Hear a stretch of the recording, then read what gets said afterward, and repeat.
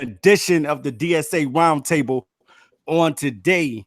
Glad you guys are with us on today, and you know we're going to give you that unbiased media on the Detroit Lions on today. I got some special people in the house with me on today. Got a couple special guests in the house today. PrimeTimeB, where you at, man? Hey y'all, what's up, man? Like I said, I really appreciate y'all having me in here. I've been wanting to get in here for a while. Really appreciate what y'all doing for the Detroit YouTubers community and for everyone watching and want to be involved with the Detroit Lions. So shout out to y'all. Yeah, that's what's up, baby. That's what's up. Also, we got in the house one of the newest members of the DSA, Positively Detroit. What's up, man? Where you at? I'm right here, man. I'm excited to be on here. Thank you all for tuning in. And yeah, I thank you all for tuning in. All good, yes, man. All good. Trust me, everybody go through that first one. That's all good. The man that's hotter than the sun, baby. You know who I'm talking about. He put out the hype videos. He is the hype man himself. MicroMike. Where you at, Mike? What up, though? Shady. What's up? Also, my main man, one of my main guys that's on the DSA Roundtable. He's the heart of the city. What's up, 313 J-Mo? What's up, everybody? To my Detroit Lions fans, what it do, baby? Went to Kawhi Leonard mode on y'all. And last but not least, the guy, the myth, the legend, the field general himself, Mr. Luke G. What's up, Luke G? Man, what up, though? Salute, man. Hey, I'm so excited for this show, man. We got some very talented people joining the roundtable. I call him Mr. Analytics himself, which is Positively Detroit. Then we got PrimeTimeB, not Prime, PrimeTimeB, people. Make sure you get that one right, people. He's rocking with us, man. So let's get this show going. Let's get it. Let's get this show popping. We gotta do a shout out to. Yeah, we gotta do the shout out. Positively, you want to do the shout out in the room tonight? All right. What up, though? Thank you, 2K Plays, for giving a super chat to TA. He appreciates it, and we appreciate you helping him out and us out. So, yeah, thanks for that. Yeah, support. Looks like we got Boo in the building. We got Brian Ellis. We got Snacks. Snacks my tummy, man. I love that. I'm hungry. We got D Williams, the big take in the building. What's up, the big take? We got Detroit's own Big Will in the building. Shout out to Detroit's own Big Will. We got some things coming. It says Brian Ellis said the official slogan of the DSA is "What up, though?" For sure, what up, though? We got the General G Berry himself in the building. We got Trey Barnes in the building. We got the GM himself, aka George Morgan, in the building. What up, though? And then we got 2K Plays who made the $1.99 shout out with the "What up, though?" That's what's up. And we got Big Take says, "Welcome to the DSA Positively Detroit." Oh, thank you. John Martin is in the building.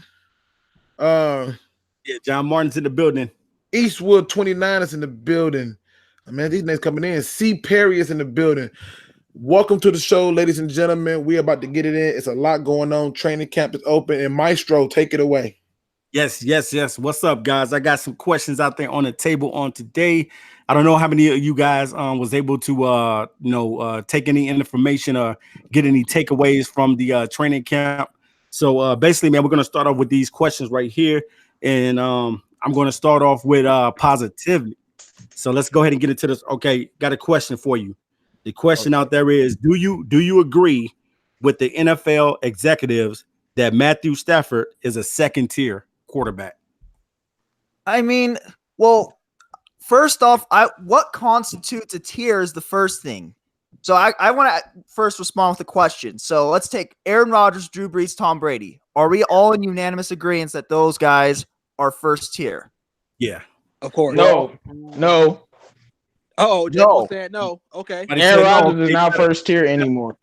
Okay, you gotta say why. State your reason why. State my reason why. Have you seen the Packers the last 2 seasons? He's been getting injured the last 2 seasons. He's not as good as he was. He ain't It's no a new Aaron Rodgers Robo. in town. He playing with the Chiefs. All right. Well, here's another. I would put him in there over Aaron Rodgers. Man. All right. Let's take this one. Andrew Luck. Do you guys consider him first tier or second tier? Because that's where the line gets get a little murky. Your first tier, JMO? No. First tier? No. All right, Luke G, what do you think of Andrew Luck? First tier, second tier? I like Luck, man. I ain't gonna lie. I like Luck. I agree. I like Luck too. I like Luck. I mean, He's in the first. I think he's in the first. I like him. I like his game. So we're slightly divided right there. Yeah. So like take Phillip Rivers, who I think Matthew Stafford's better than Phillip Rivers. First tier, second tier? Second tier. Second tier, in my opinion. Okay, so like I just think I just think first tier is really only 2 guys. Maybe that's what 4. I kind of agree with you, James. Now like, this is really okay. Very specific. So I will say yes. This is what the NFL executives are saying about like the reason why some people are in the first, because I think they did like a 5-tier quarterback. They did pretty much every quarterback and put these guys in a tier. And the reason why they put Matthew Stafford in the second tier, we're gonna get to that in a second. But the first tier was pretty much because these guys are they will their teams the victories and they know what it takes to win. That's the reason why they got the first tier. Now, the second tier they're saying of quarterbacks are guys that can get the win as well, but they got holes in their game. So what you guys think about that? Well, actually, time out. I want to say one thing really fast. One of the quotes I read was, he can do everything you want. This is what a defensive coordinator said. But you are always waiting for everyone around him to get better. And usually what happens with the top guys, they make those guys better. And you just do not see that happening with him. Say that one more time, positively. I don't think they heard you. Yeah, say that again, positively. This is what a defensive coordinator said, but I'm going to give a small retort to it.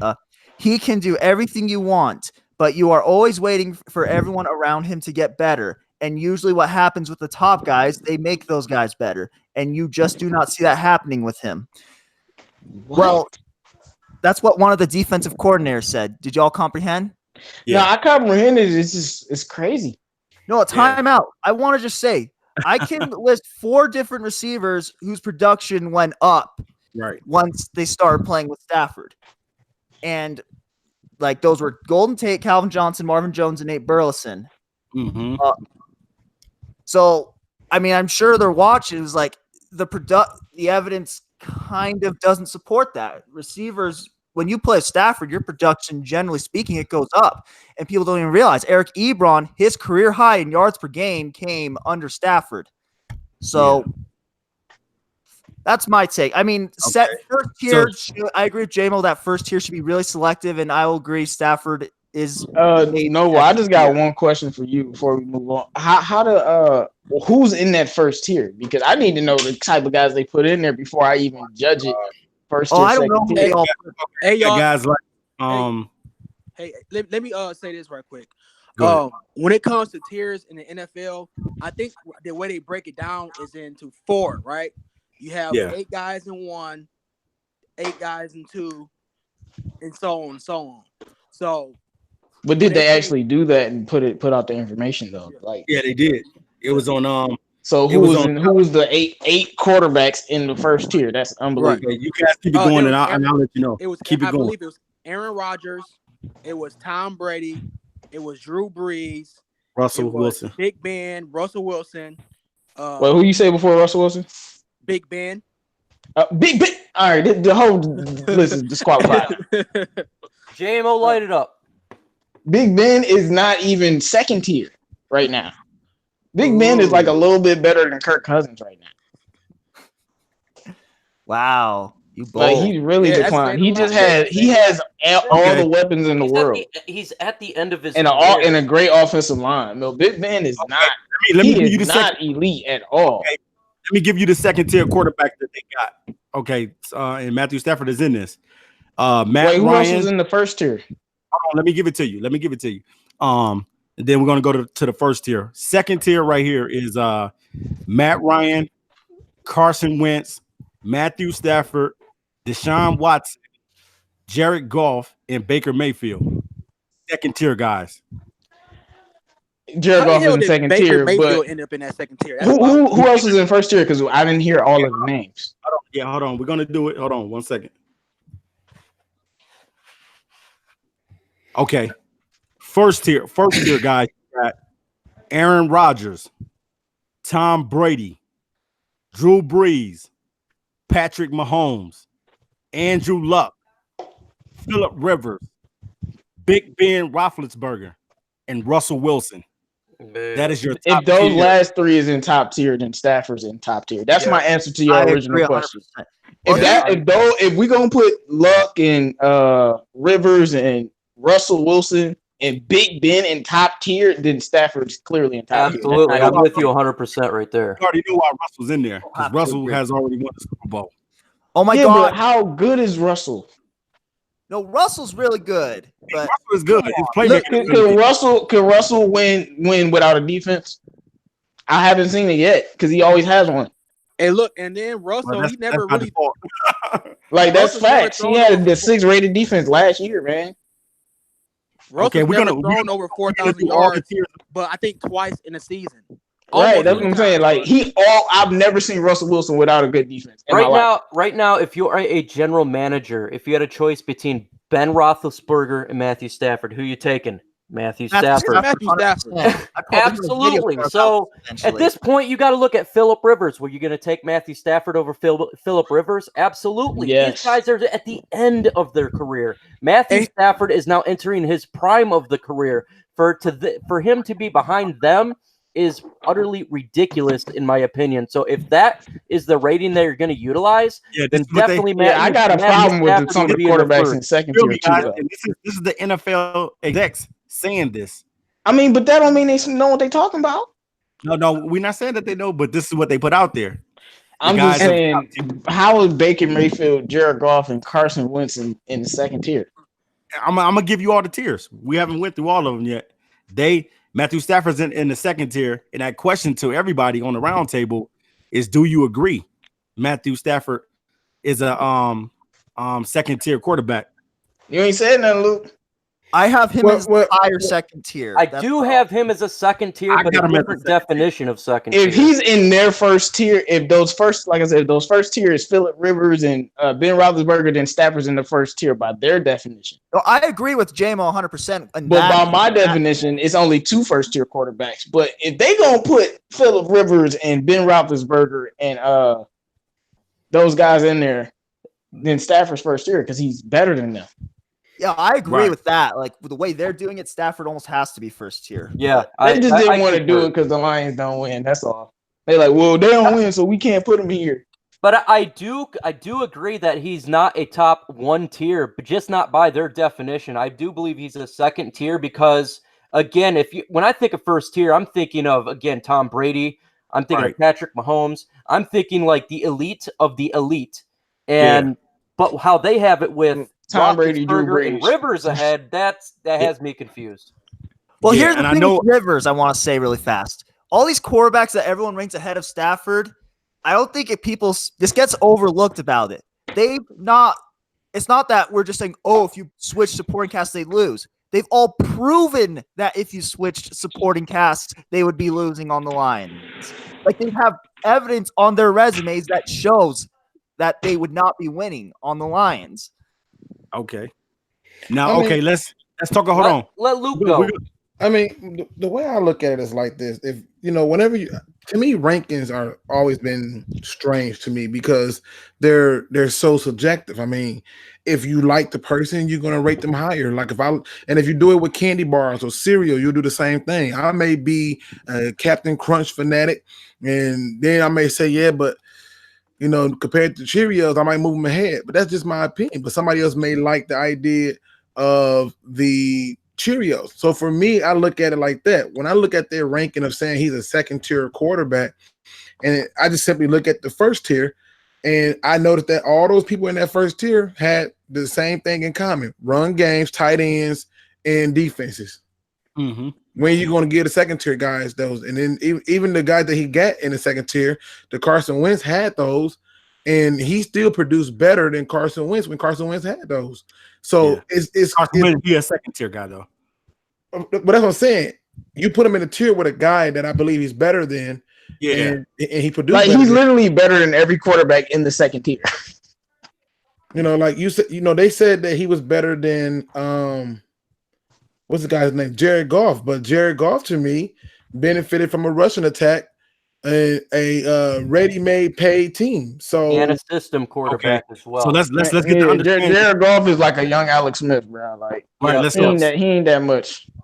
So let's get the understanding out there that this is the tier of guys they got him with. They got him with Matt Ryan, Carson Wentz, Deshaun Watson, Jarrad Goff, and Baker Mayfield. That is the second tier of quarterbacks the execs are saying. So then better than all of those guys. But just one more time, so because I'm hard of hearing. I just want to make sure I heard you.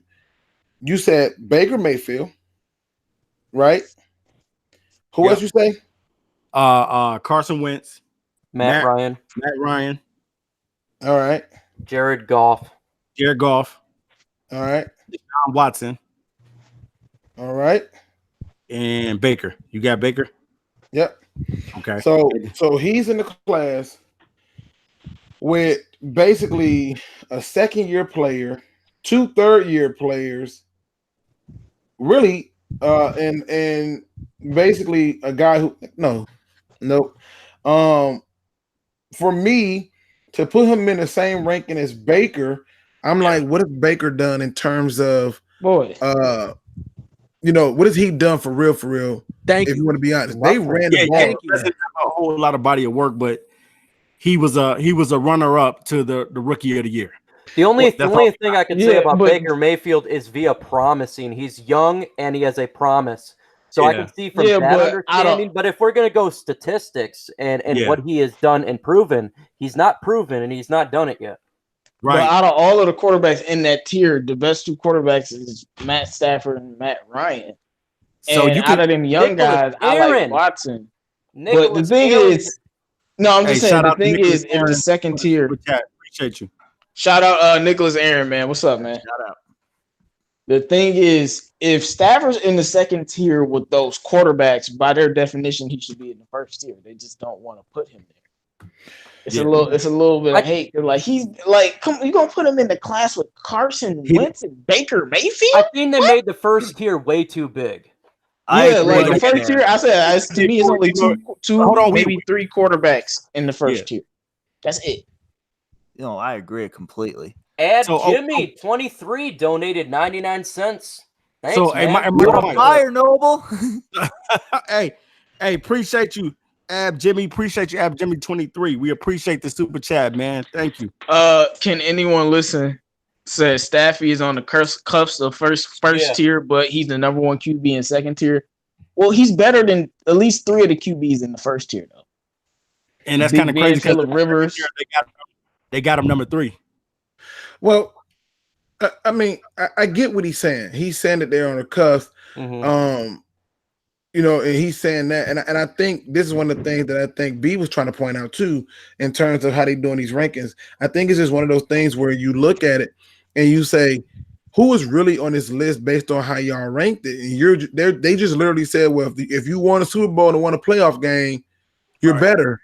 But I just look at it and I say, tell me which one of those quarterbacks did more with less than Matthew Stafford. And then tell me which one of those quarterbacks, had they been drafted to that 0-16 team, would have played up to the levels that he's played up to.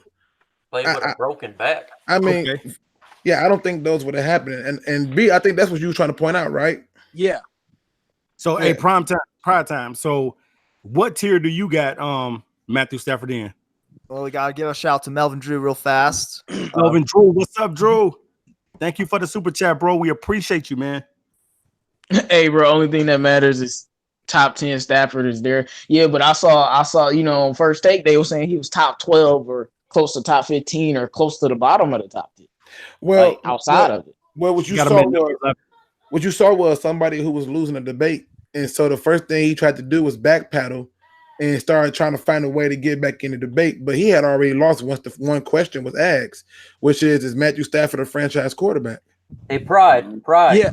What do I you want to think be able, about this? I want to Prime, be able to answer get in the on this, question. guys. So, based off how they are currently structuring this tier thing, if they're gonna have 8 quarterbacks in the first tier, there's 2 quarterbacks who I would put Matthew Stafford ahead of, and that would be Phillip Rivers, and that would be Russell Wilson. Now, if they want to have Big Ben over Stafford based off of what he's done previously in the recent seasons, I can understand. But just like Luke G was saying, and what I always wanted to say was, these guys have supreme talent at every position. You want to talk about running back, you want to talk about receiver, they got it. Yep. Mhm. Matthew Stafford has to work with, and I don't talk down on these guys, but they have Marvin Jones and Kenny Galladay, and they have a really unproven rookie in Kerryon Johnson, who showed some flashes last year, but really hasn't played a whole season for us to really get a good understanding of what he could actually be done. So these players are supremely benefiting from the talent they have on their teams. And if you want to hold that against Stafford because he don't have the talent that the other teams have, and hey, that's crazy to me. Hey, now listen, hold on. Don't nobody say nothing. Hold on 1 minute. Hold on. If Shout out John Martin. I'm finna call it out. If y'all do not go and subscribe to PrimeTimeB, I don't know what y'all doing, man. That was well thought out. It was well said. It was well put. Also, shout out to John Martin. He dropped that $1.99. He says it very clearly. Stafford, and I can see the voice. Stafford is better than Luck. That's what John Martin says. I'm like torn on that one, if I have to be honest. Like they're like No, neck I'm and not. neck. They about neck and neck, man. Well, my issue has always been, my issue has always been with these quarterbacks when they come in, is, let's be honest, a lot of these quarterbacks came into a much better situation than what Stafford did. No team can come in, or quarterback can claim that, hey, the team that I joined, the entire roster minus myself, was gone by year 2, with the exception of maybe 2 people. Yep. You know, nobody else can say that. They didn't Yeah, have I to did play want to with- say something. Go ahead, Mike. They didn't have to play with KFC. Mic drop. Right. But I did want to say something about Stafford and Andrew Luck. Andrew Luck has had talent around him, and I know he's had those offensive lines, but I do want to point this out. His division doesn't have Aaron Rodgers. Also, it's been weak for him a number of years. Also, Stafford wouldn't have been hurt and not playing like Andrew Luck was. And he would have been there, and the coach would have surrounded him with talent because he was healthy. And he can do everything Andrew Luck can do. So, that is all true. You know what I think supports what our view is, though? Golden Tate. You know, exactly. when Golden Tate says put Stafford on any other organization, I don't care, pick any other organization. Yep. And he's a Hall of Famer. These are not my words. That's Golden Tate. I think it was PD, aka Positively Detroit, who said to sit there and say that, production and they'll make people better. 4 receivers production went up. He took receivers and took their production to a whole new level. But what happens is people get caught up in this thing called quarterback wins and losses. And I keep telling people that's not a stat. It's not. Yeah. That's not a stat. I want to read a comment. You said who made a comment? Oh yeah, Eastside Wood said something that's very, very interesting. He said Eastside Wood 29 says there's nothing wrong with being a tier 2. We can still win a Super Bowl with them. I completely agree with you. Completely agree with that. Yeah. My only issue is tier 1 should be like 4 guys. That's all. Not them other guys. I feel like them other guys aren't tier 1, and them other guys is in tier 2 with Stafford. Okay. So you feel like J-Mo, it's too many guys in the 1 tier. Way too many. 4 is the maximum number, but I would say 2. But 4 is the maximum. Hey, so I want to hear from MicroMike. MicroMike, what's up, man? I want to hear what you think about Matthew Stafford being grouped in the tier 2. So here I'm going to go by a different definition, because when I think of the first group, I think of elite of the elites, maybe 4 quarterbacks. In my opinion, you think of Patrick Mahomes, you think of Tom Brady. I mean, these are the individuals I'm thinking the top tier, the Drew Breeses. Matthew Stafford, in my opinion, then would be a second-tier quarterback because, again, he was not afforded all the playoff victories. He wasn't afforded everything that Tom Brady or Patrick Mahomes has done. However, he has had such least amount of talent surround him. He's had such bad offensive coordinators, such dysfunction previous to the general managers we have had, and he has dealt with so much compared to what others has. To me, in my opinion, he has to be best of the top second tier. I'm not going to throw him in there with the Patrick Mahomes and Tom Brady's yet because he's not proven himself. My opinion, you do have to win a playoff game and really take it to the next level if you're going into tier 1. But then that excludes a lot of those quarterbacks like a Ben Roethlisberger, like a Phillip Rivers, because I think they're tier 2 as well. Okay. Let me ask you this. Let me ask you this, Mike, because you brought up something that I've always looked at, and I don't know why people do this. Is Patrick Mahomes a tier 1 quarterback? Like for me, I knew you were gonna do that. You were salivating. Hey, I want to say this particular season he was a top tier. In this season he was a tier 1 quarterback for his entire career. I won't go too high yet. I want to see him do it again. Right. But see, my thing is this: when you're doing what in the world? Some idiot got their music blasting. Okay, but to me, when I look at Patrick Mahomes and I go, everybody was ready to crown Dak Prescott until Ezekiel Elliott got that 6-game suspension. Yeah. And then you saw who the real Dak Prescott was when he stood up. But if we're talking last year, I get it. But to already put him in tier 1 at the one season, that just seems a little premature. Not for me. I think he's special. Not only is he special, I think he's young and he's got a very promising career ahead of him. So I'm thinking about the stats that he did last year, but then you got to think how young he is, and he's got 15 more years with the franchise. 23. So yeah, he's only 23 years old. So if you're starting with a franchise and you had the choices between some of these quarterbacks, in my opinion, I'm going to take Patrick Mahomes because he's already proven last year that he can run, he can pass, he can get out of there. He's mentally tough. And in my opinion, he is a top-tier quarterback. I can't look at anything but last year and then just think that he's only 23 years old and the sky is the limit for his future. I think the kid is bright. I think he's going to be a shining star as long as there's no injury. There's nothing that affects him throughout his career in that sense. Yeah, and I did want to say one thing, though. Yeah, when you win MVP in your first season, if people want to call you elite, they have the right to. Like he won MVP. It's only 2 other quarterbacks, Brady and Peyton Manning, who are Hall of Famers that did what he did last year. And then he did make the AFC Championship game, and then we saw how he lost the game. They were about to win the game, but then a penalty happened. A penalty happened and they lose the game. So he probably would have won that game and went to the Super Bowl without Kareem Hunt. I just want to say Mahomes looked kind of human in that game, in the AFC Championship game. Like, and there's this one particular throw, like the receiver, he didn't have a defensive back like 5 yards within him. And Mahomes, he didn't set his feet or anything, and he just flat out missed the throw. But at the same time, Tom Brady looked human against the Lions in the second half. Yeah, the second half looked good. I'm just like, hey man, that's what happens when you're young and you struggle. How did Tom Brady? Let's talk about Brady. How did he look in his when he was in the big moment of the playoff game? The tuck rule. So let's be real. I mean, let's look at the last Super Bowl. How did he look in the last Super Bowl? Exactly, but he's the GOAT though, so we can't do him like that.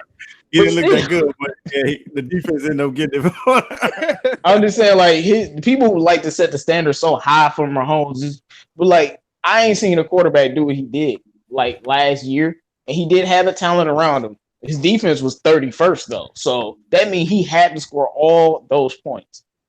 And Andy Reid is a solid coach. I just looked at that one game that they had against the Rams.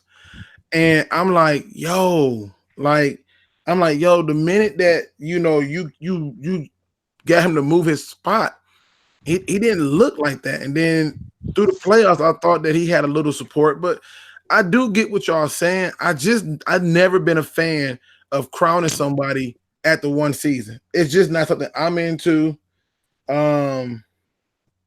You know, I just don't believe in doing it. I believe give me at least a 2 to 3 year thing, and then I'm down for it. You feel me? Hey, Luke. Well, let me ask you this: do you believe Mahomes is going to be? If you had to make a guess right now, if you had to choose, do you believe Mahomes is going to be good going forward? Yeah, I mean, I think he is going to be good. But to me, tier 1 is like, are they going to be great? Are they going to be, you know, first ballot Hall of Famers? For me, that's how I look at tier 1. Like, are these going to be these immensely, like, they can win without all the things around them? He has an amazing tight end that you better account for. Yeah, he is. Yeah, Travis Kelce is the real deal. Receiver, running back. I mean right? Yeah, he got it all, man. Right. And they still, even though Hunt is going, they still got some decent running backs. That's my thing. I just look at it and I say, okay, how far are we going to really push it in terms of like how far are we going to really push it in terms of saying it? I put it this way. Name me the quarterbacks who's won anything, had success, and didn't have tight end, didn't have a run game. I don't even care about the defense. Tell me the quarterback's name who did not have those things. Because I've went through 21 years of Super Bowls and I couldn't find one. I couldn't find one. They all had a rushing attack, and a rushing attacks all picked up in the most crucial months, which is that November, December period. So to me, if we're talking about it, it just boils down to how, you know, can it be sustained? I mean, everybody hypes up Dak Prescott, but I swear to God, and I hate when you keep saying that. Nobody who knows football thinks Dak Prescott was that good from his first season. No, but I'm telling you, I've seen the media. That's media. They're Cowboys, right? But but what I'm saying is that media influences opinions, and opinions were being said that, oh, he's an elite quarterback, and I'm like, then why was he having issues throwing the ball over 29 times, taking L's, and they can't run it? They were taking L's. I look at this thing right here. It boils down to coaching. It boils down to talent around the quarterback. I mean, Trent Dilfer won a Super Bowl.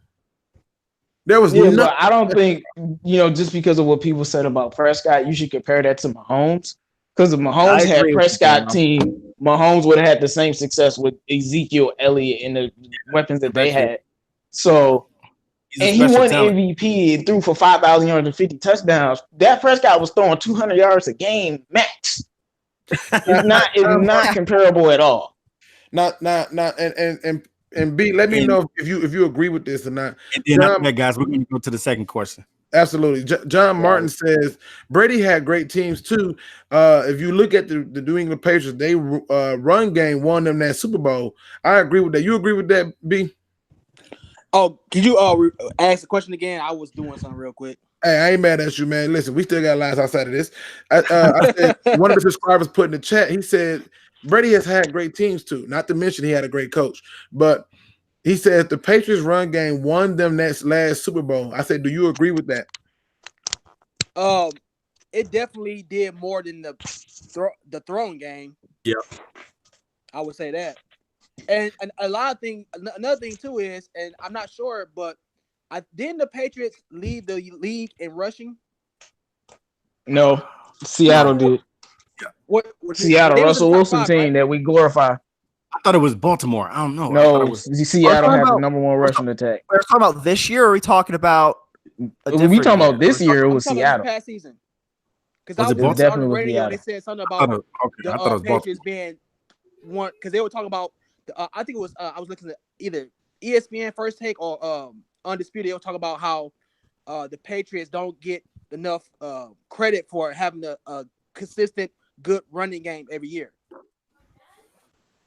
100%. I mean, listen, I went through the New England Patriots history, man, and I've told people over and over, I don't know why they don't want to believe it, but the New England Patriots rushing attacks have I put it this way, if you were to go through and break it down for Matthew Stafford versus a lot of these other quarterbacks, you're going to find out that Matthew Stafford has had a top 20 rushing attack one time. One time. He has never had a top 15. He has never had a top 10. He has never had a top 5. Tom Brady has had multiple top 5, top 10, top 15 rushing attacks. And people hate to hear this, but it's the truth. And I love me some Tom Brady. But the way the system worked, they would dink and dunk you and run the ball down your throat to death. Exactly. Hey, do you remember that game in 2014 when Detroit Lions had the number 2 rated defense, and we were especially good at getting to the quarterback and creating pressure? What did Tom Brady and Bill Belichick do? They did all this dink and dunk stuff, and we could not stop it. Yeah. I mean, it's the reality. Oh, yeah. I remember that game. See, this is the one thing. People like Buffed Up and Legendary Sportscast. Shout out to y'all, man.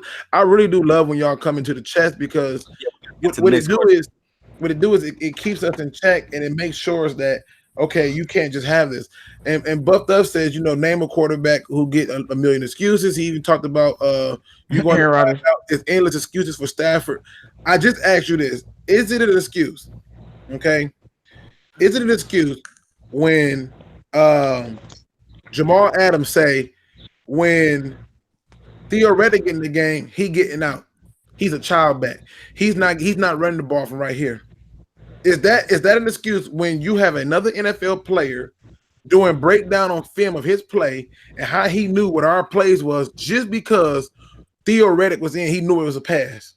Is that an excuse? Is it an excuse when Dak Prescott first season, he had over 9 games where he had a 100-yard rusher? Meanwhile, back at the farm, Matthew Stafford, been in the league going on 11 years, has only had 12 100-yard rushers.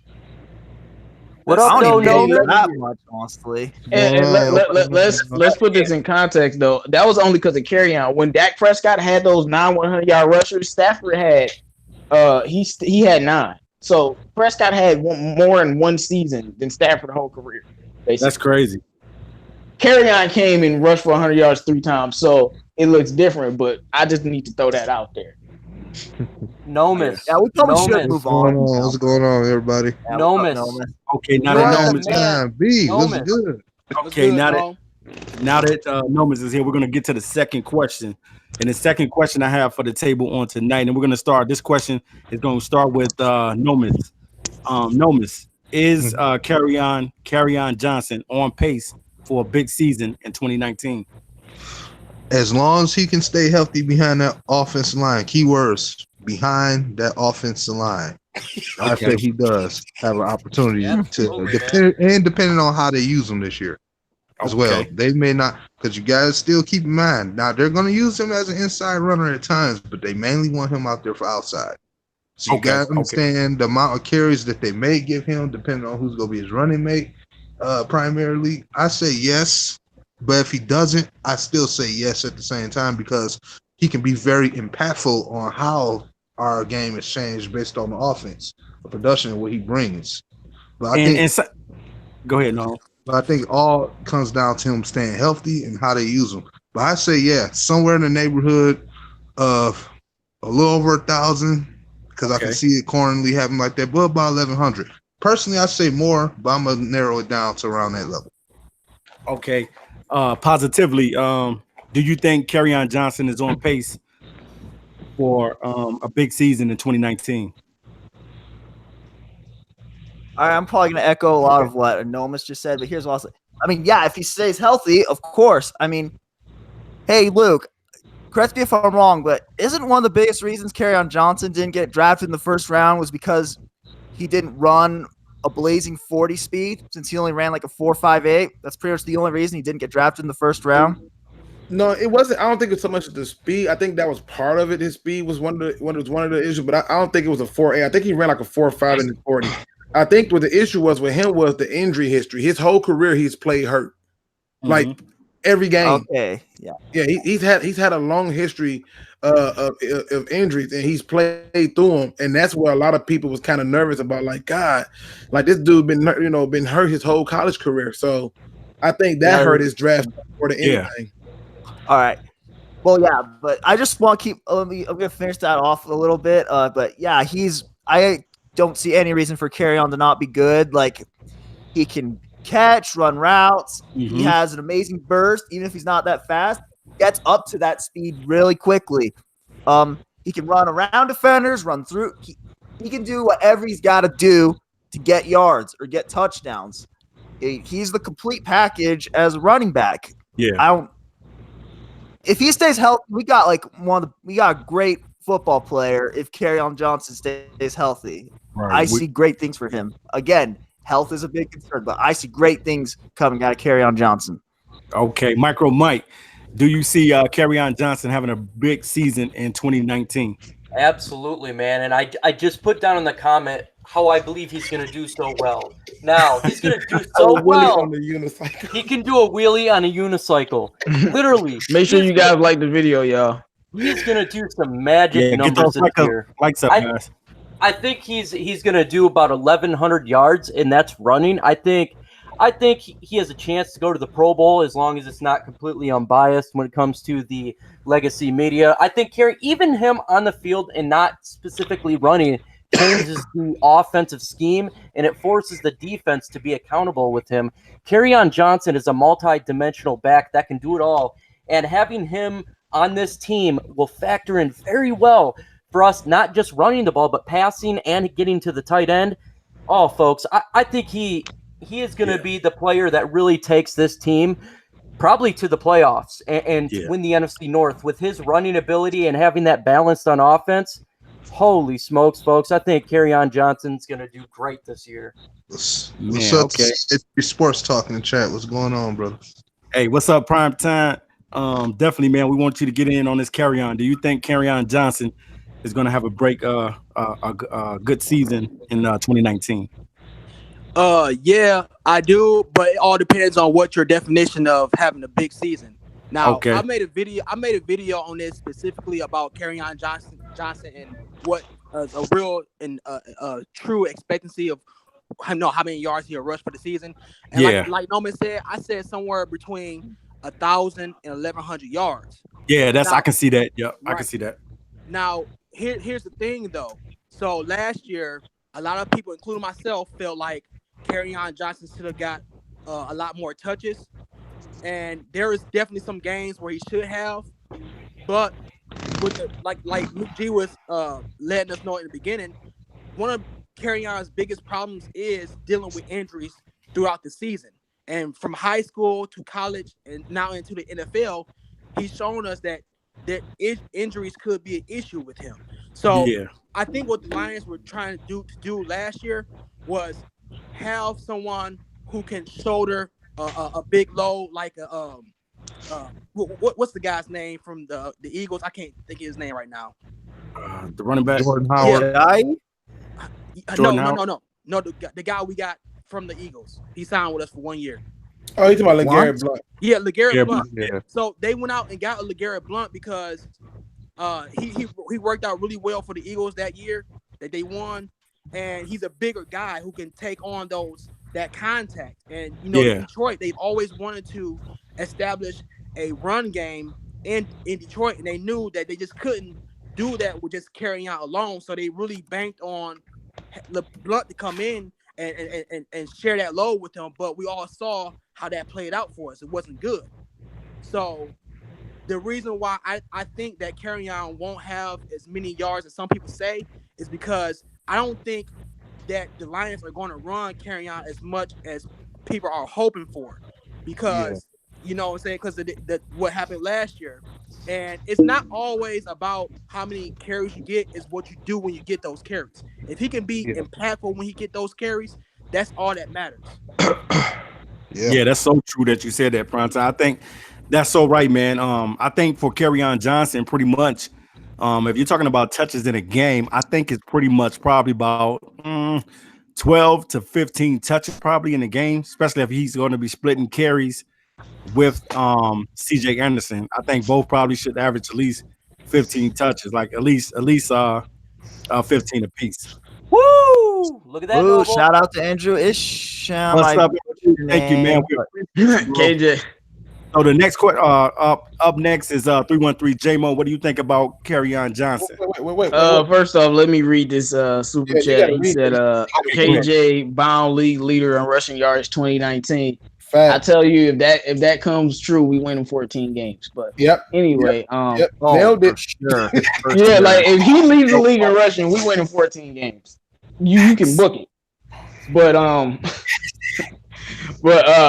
also I wanted to say somebody researched that Seattle did lead the league in rushing last year.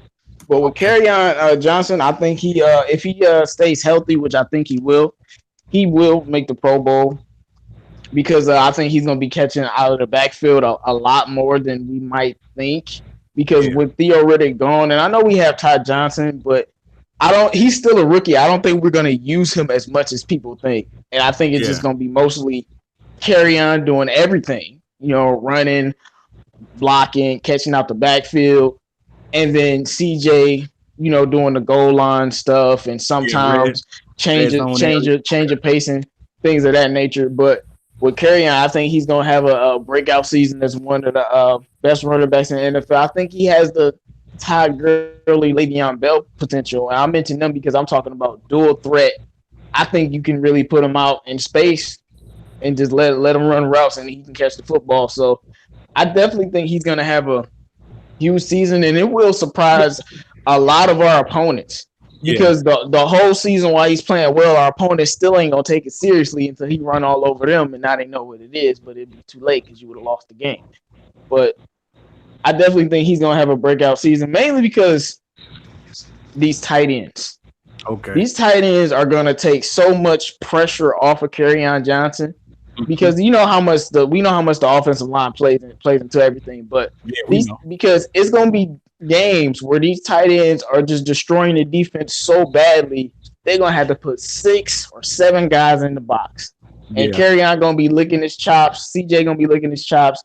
And once we running the ball down the throat, then we start throwing to the wide receivers and then throwing the Kerryon out the backfield. So it's the talent around Kerryon. It's not as much as him, because he's gonna be good. He's an amazing back. So, but this extra talent that's gonna be around him, even like a guy like Danny Amendola that no one cares about, a guy like Jesse James that no one cares about. These guys, especially with Jesse James with blocking, they're gonna open up a lot for Kerryon, man. Yep. So Luke G, what you? Luke G. I did want to say one thing. Matt Patricia said Kerryon has no restrictions on his carries. They're not holding him back. He actually said that. So the guy is young. I think guy is young. He's only probably 21, 22. Yeah, he don't got no restrictions on being a bell cow. So, and that's what he said in his interview today. He said I'm a running back. They pay me to run the ball. I'm gonna run the ball, and I want the ball. So why wouldn't you?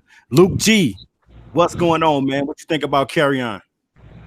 I mean, to me, I think the question is a no-brainer. It's an absolute yes. I think for me, when you go through and you look at what the question is, and I'm gonna reiterate it, because I know we got some people who just came in. Excuse me. And the question is Kerryon Johnson on pace for a big season? Yes. Why? I don't need him to be a 2,000-yard, 1,200-yard rusher. I need him to put enough respect on the rushing attack that teams respect it. I'm tired of seeing games when they call play action and nobody runs up. They just bail out. Like, you're gonna play action with Theo Riddick, huh? Okay, yeah, you're gonna play action with LeGarrette Blount. He think he don't touch it to Reggie Bush. I ain't worried about it. Funny part is half the time Stafford still dot them up. But I want to say something about the rushing attack. I remember in the 2017 season when we were like 2 for 15 on 3rd and 1s or 4th and 1s. I just remember the teams had so little respect for the Detroit's running game in those situations that they still didn't stack the box really. They were still basically playing the pass. Even hashtag KFC. They trust Stafford to convert a 3rd and 1 more than any running back any day.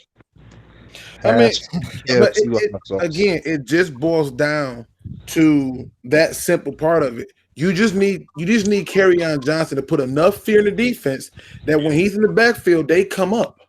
Because here's what's going to happen. If you come up to stop Kerryon, that means you got Kenny G streaking down the field. You got Marvin Jones streaking out. Them two of the best deep threat receivers in the game. And on top of that, if you want to try to sit there and act like you know, well, I'm gonna respect that deep ball. Now there's tight ends that can sit there and cause havoc in the middle of the field. But let's say that's still not enough. You can't cover it all. So now you're gonna have to back up and let the ball be ran down your throat. So either way it go for me, if he provides any semblance that makes a linebacker step up when they call a play action, then yes, he's on pace for a big season for the Detroit Lions. I love it. Yeah. I love it. Yeah, you gotta love that, man. The next question up, guys. Okay, we'll go ahead into the next question. And the next question we got for the round table is Frank Ragnow the best offensive lineman on the team? And we're going to start off one first. Go ahead. I'm sorry. Go ahead, Positively. I mean, well, let's see here. Ragnow, is he better than Wagner? I probably. You breaking up? You breaking up? Yes, Decker. Decker struggled. I'm breaking up. Yeah, you were going in and out. Up my back. Yeah. Okay. Yeah, you bet. Okay. No, but Decker didn't have all that great of a year. Wiggins isn't all that great. Glasgow, you guys think he's better than Glasgow? Yeah. Yeah.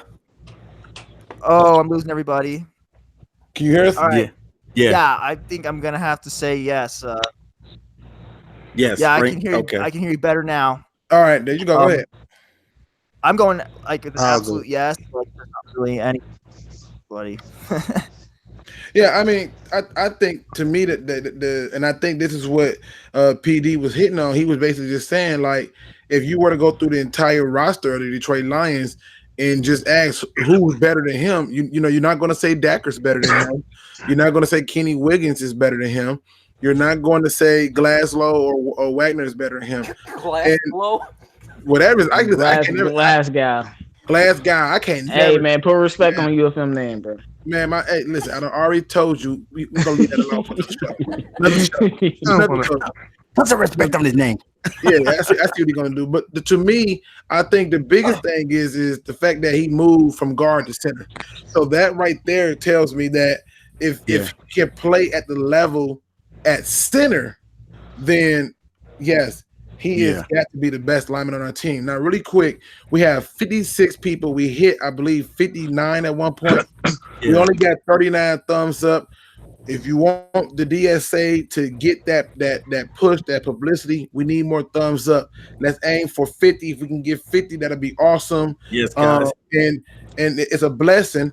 We don't have no thumbs down. We're gonna keep our fingers crossed, knock on wood, and tie some strings. You shouldn't have said nothing.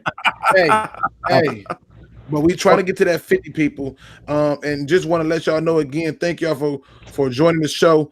We are here with the maestro himself, Noble Sports Entertainment, aka TA. We got on the Heart of the City 313 J-Mo. We got I call him Mr. Mischief because he hilarious, MicroMike himself.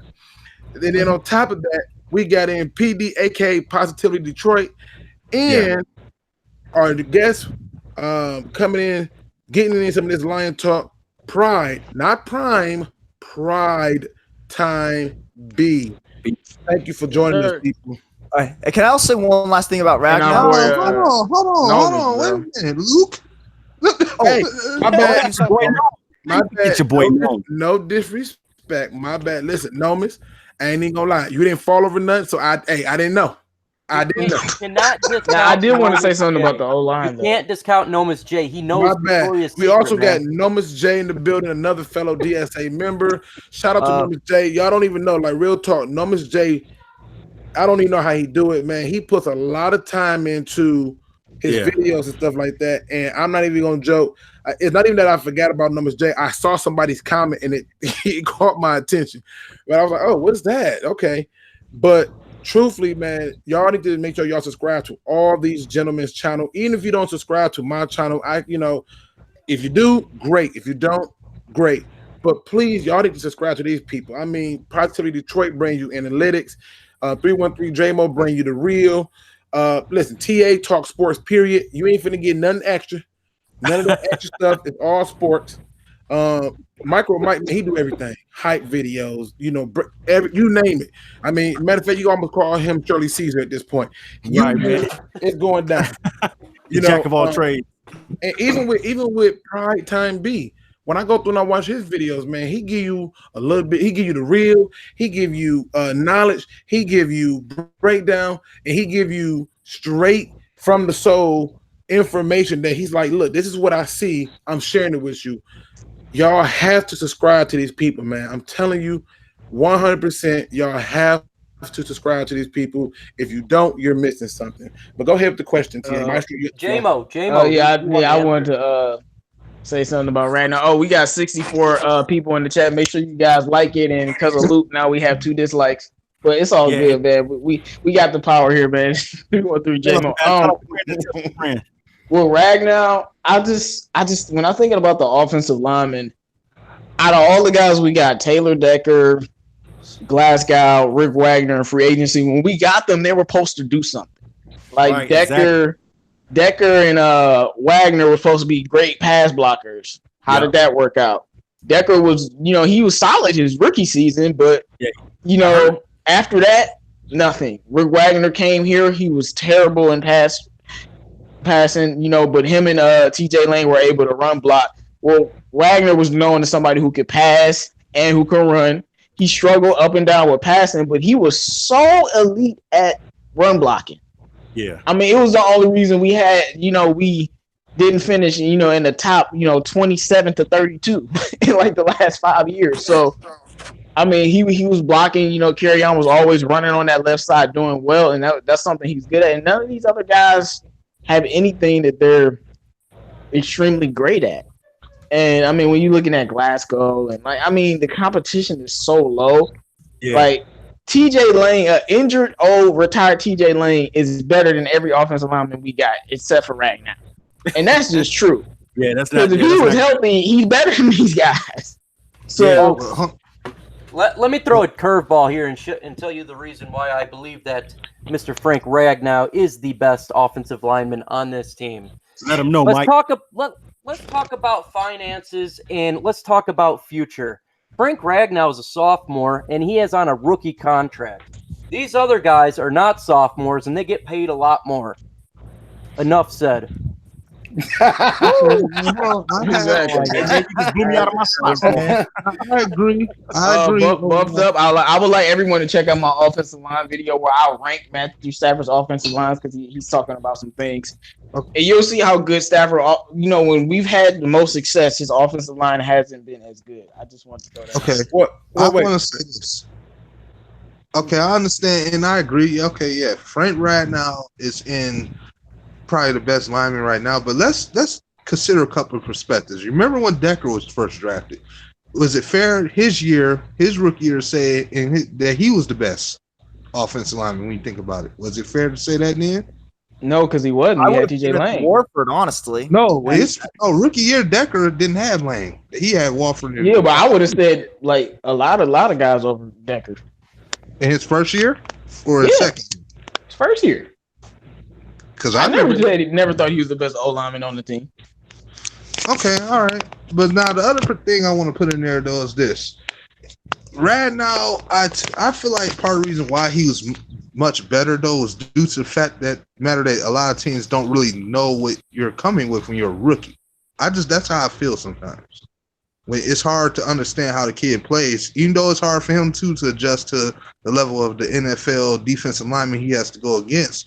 But at the same time, when you're a rookie, sometimes they have to go and test you a little bit more than they do a veteran. See, a lot of these veteran linemen, like Wagner, for example, who didn't really have no help on the right side when you think about it this year, he probably had to do and compensate for extra blocking. And that might have helped through the continuity out of the O-line. You just said Lane injured is probably the second, almost first best lineman on the team. And then you contribute in the center position that really struggles, makes the right side struggle. Now, to me, he had Ragnow, I'm not saying Ragnow had as much help because, let's be honest, Decker was putrid, but I believe that I still don't want to say that he's better than Wagner yet until he has that second year. So basically, I'm kind of giving Ragnow that Patrick Mahomes treatment. Like, okay, yeah, he was the Oh my positivity. goodness, Detroit man. said, at school of positivity, Detroit just said that his first year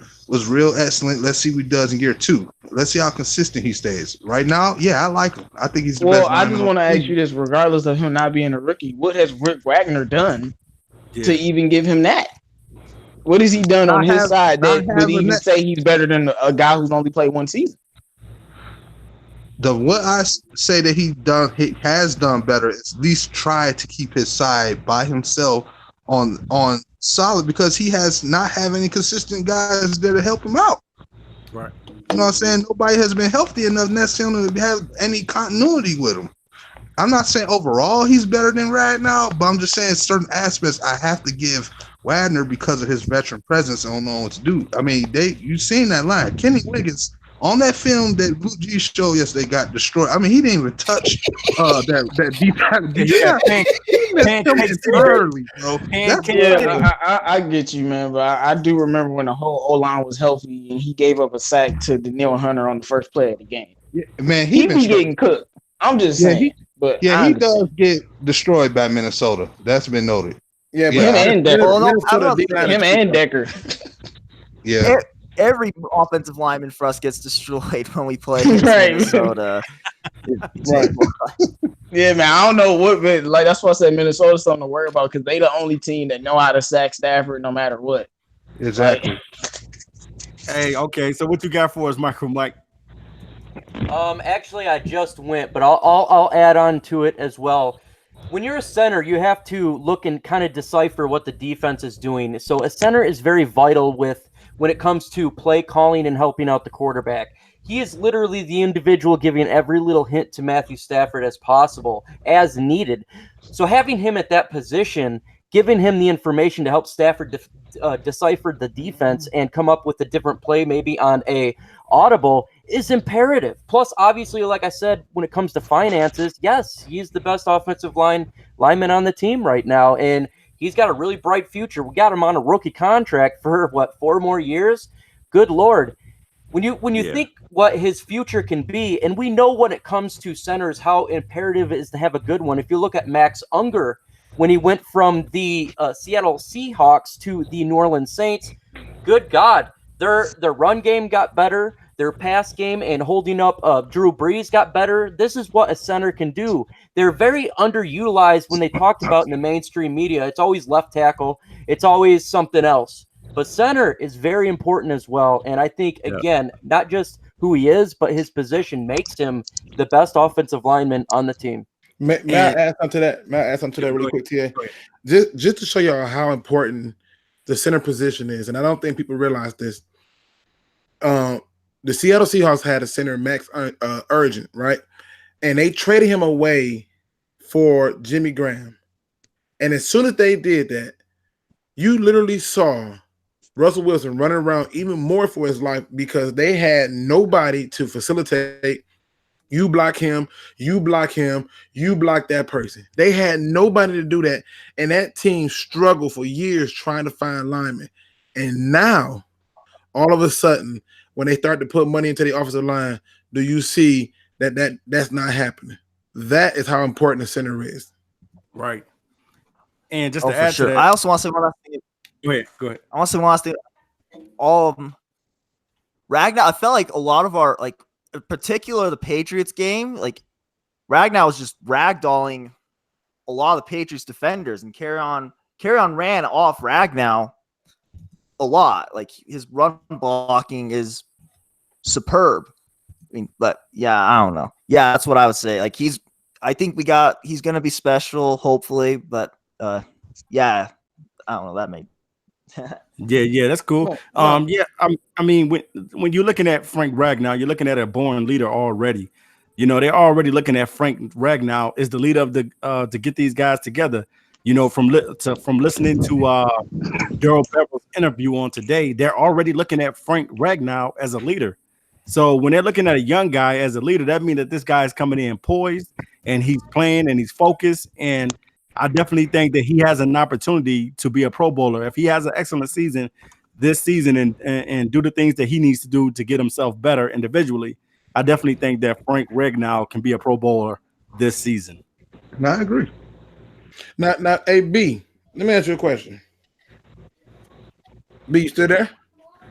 Hey, I can't right now, guys. I'll come back later. All right, Okay. just hold tight. We can just stay on the line, man. When you free, just let us know. But I'll redirect the question. PD, you know, when talking about, because the thing about PD, man, y'all, I'm telling you, this dude, the analytics boy, the way he go through that data, man. Sometimes I had to go through and check and be like, be dog, he's right. You know, he's right. Yeah, I had to, I got to check the math, man. But to be truthful, PD, tell me, man.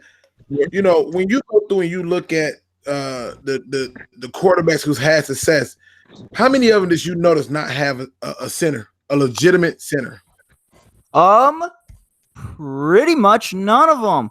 I want to pull up my Pro Bowl list really fast, but no, pretty much none of them. Ryan's had Mac.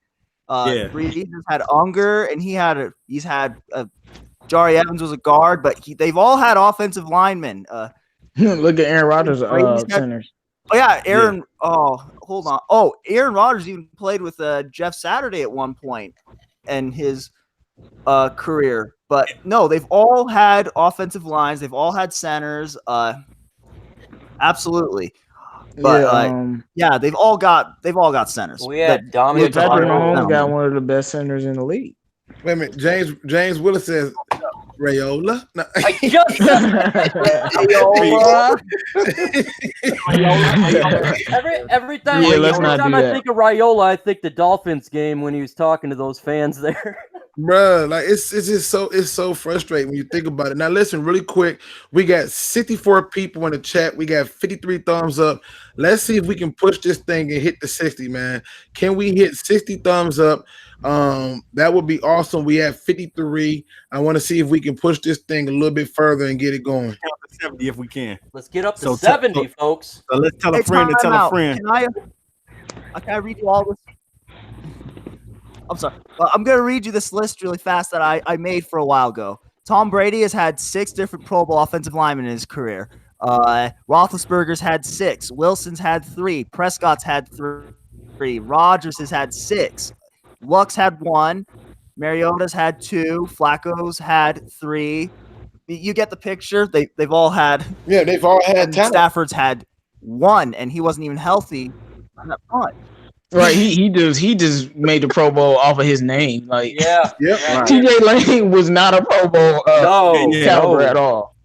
Yeah, he made it off his name from his Green Bay days. They ain't had nobody else to throw on the O-lineman squad, so they were like, well, TJ Lane was productive in the 3.5 games he played. Let's throw him in there.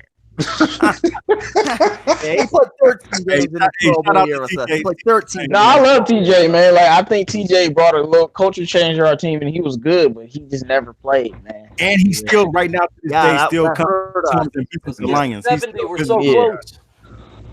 All right, we almost hit 70 people. I mean, so that we moving on up, man. Let's see if we can get those 70 likes. Go tell a friend to tell a friend to tell a friend to tell the pimp to tell his you know what to get on this show and check out the hottest show talking about Detroit Lions sports. Let's get it done. All right, people. Maestro. All right, let's go into the next question, people. Since we got that one out the way, we're gonna go to the next one. We're gonna talk about linebacker today. All right, do you think Jarrad Davis is ready to lead? And that first question is posed to Luke G. Man, I think he's already been doing it. Okay, Luke.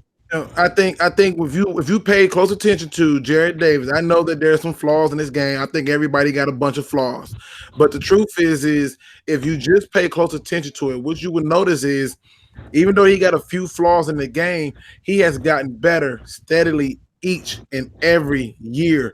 He has shown that he has been able to take his game to the next level. He spent extra time working on his cover skills this year because he knows what is demanding of him and what he needs.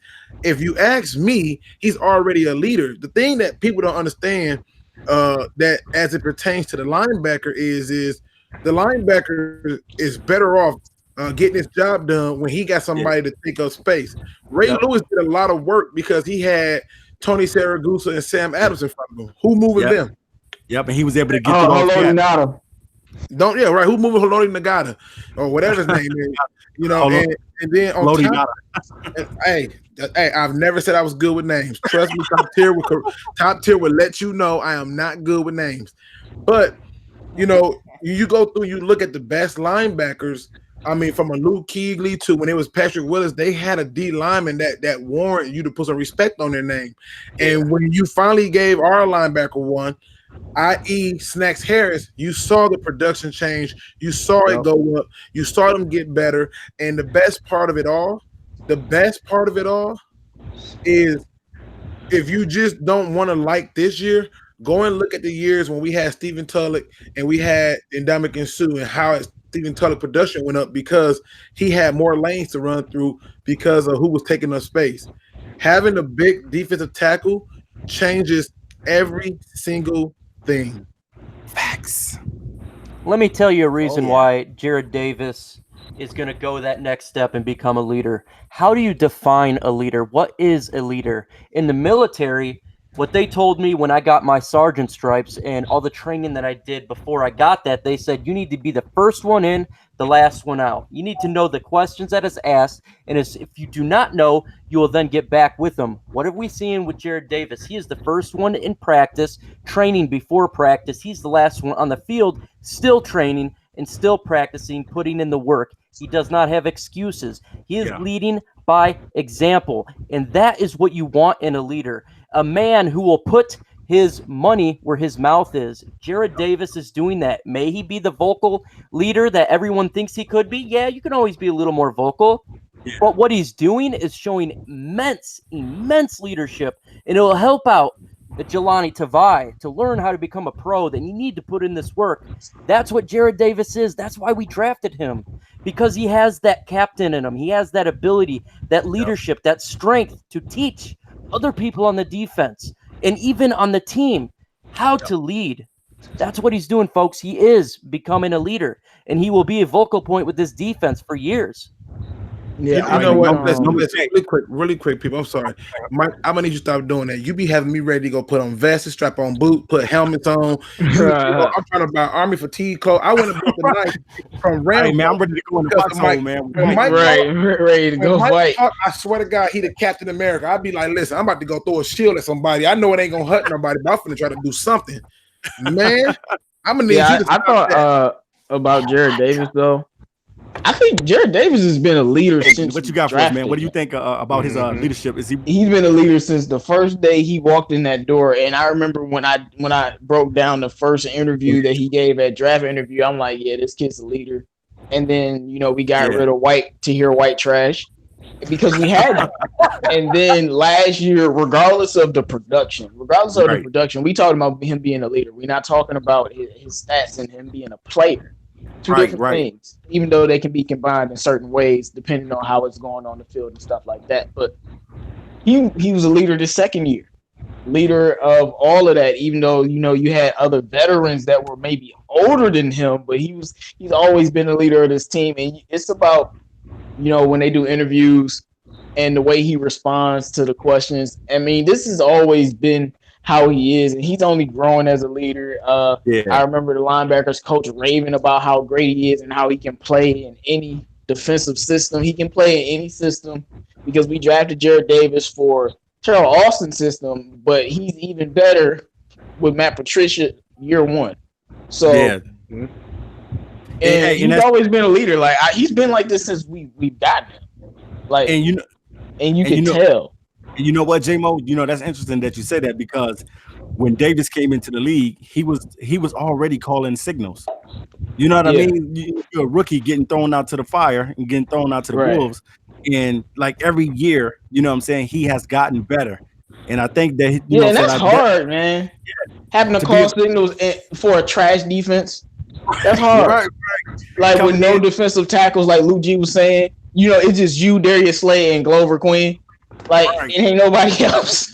You got to make sure all the guys are where they're supposed to be. That's a lot of responsibility for a young player. Yep. So, Nomis J, what do you got for us, man? Do you think that Jarrad Davis is ready to lead? Man, ready to lead. Let me tell you something.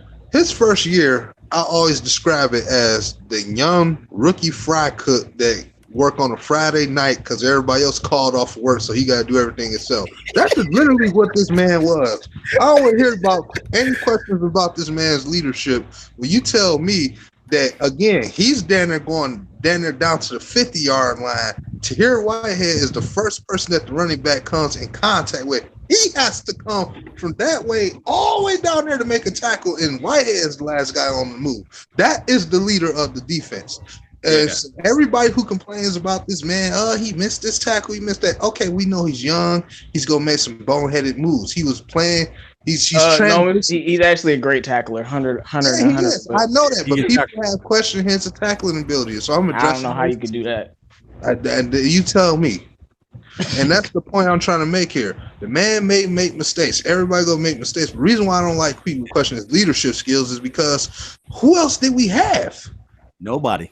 Exactly. And then even this year, okay, even before Snatch got here, he was still doing a lot of good things. It was nobody else that we could line up to cover Ezekiel Elliott on that play. He could have possibly made something if a couple of things went right. And then you get Snatch here, like Blue G said, you see so much difference in his playability. You see how fast he is, how he finishes plays with his speed, how he tackles. The man's been already ready to lead. He just needs some guys, some troops around him to help him with this fight. And I think that's what it is. You know, he can be a vocal guy, but you lead by action.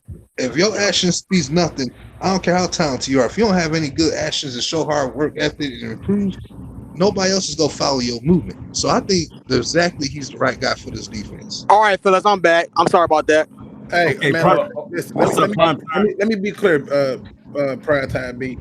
Man, listen, on this show, man, we all got lives, bro. Every one of us got lives and got something going on. We take this time out to come together to create the community, man. So when you step out like that, at least you let us know.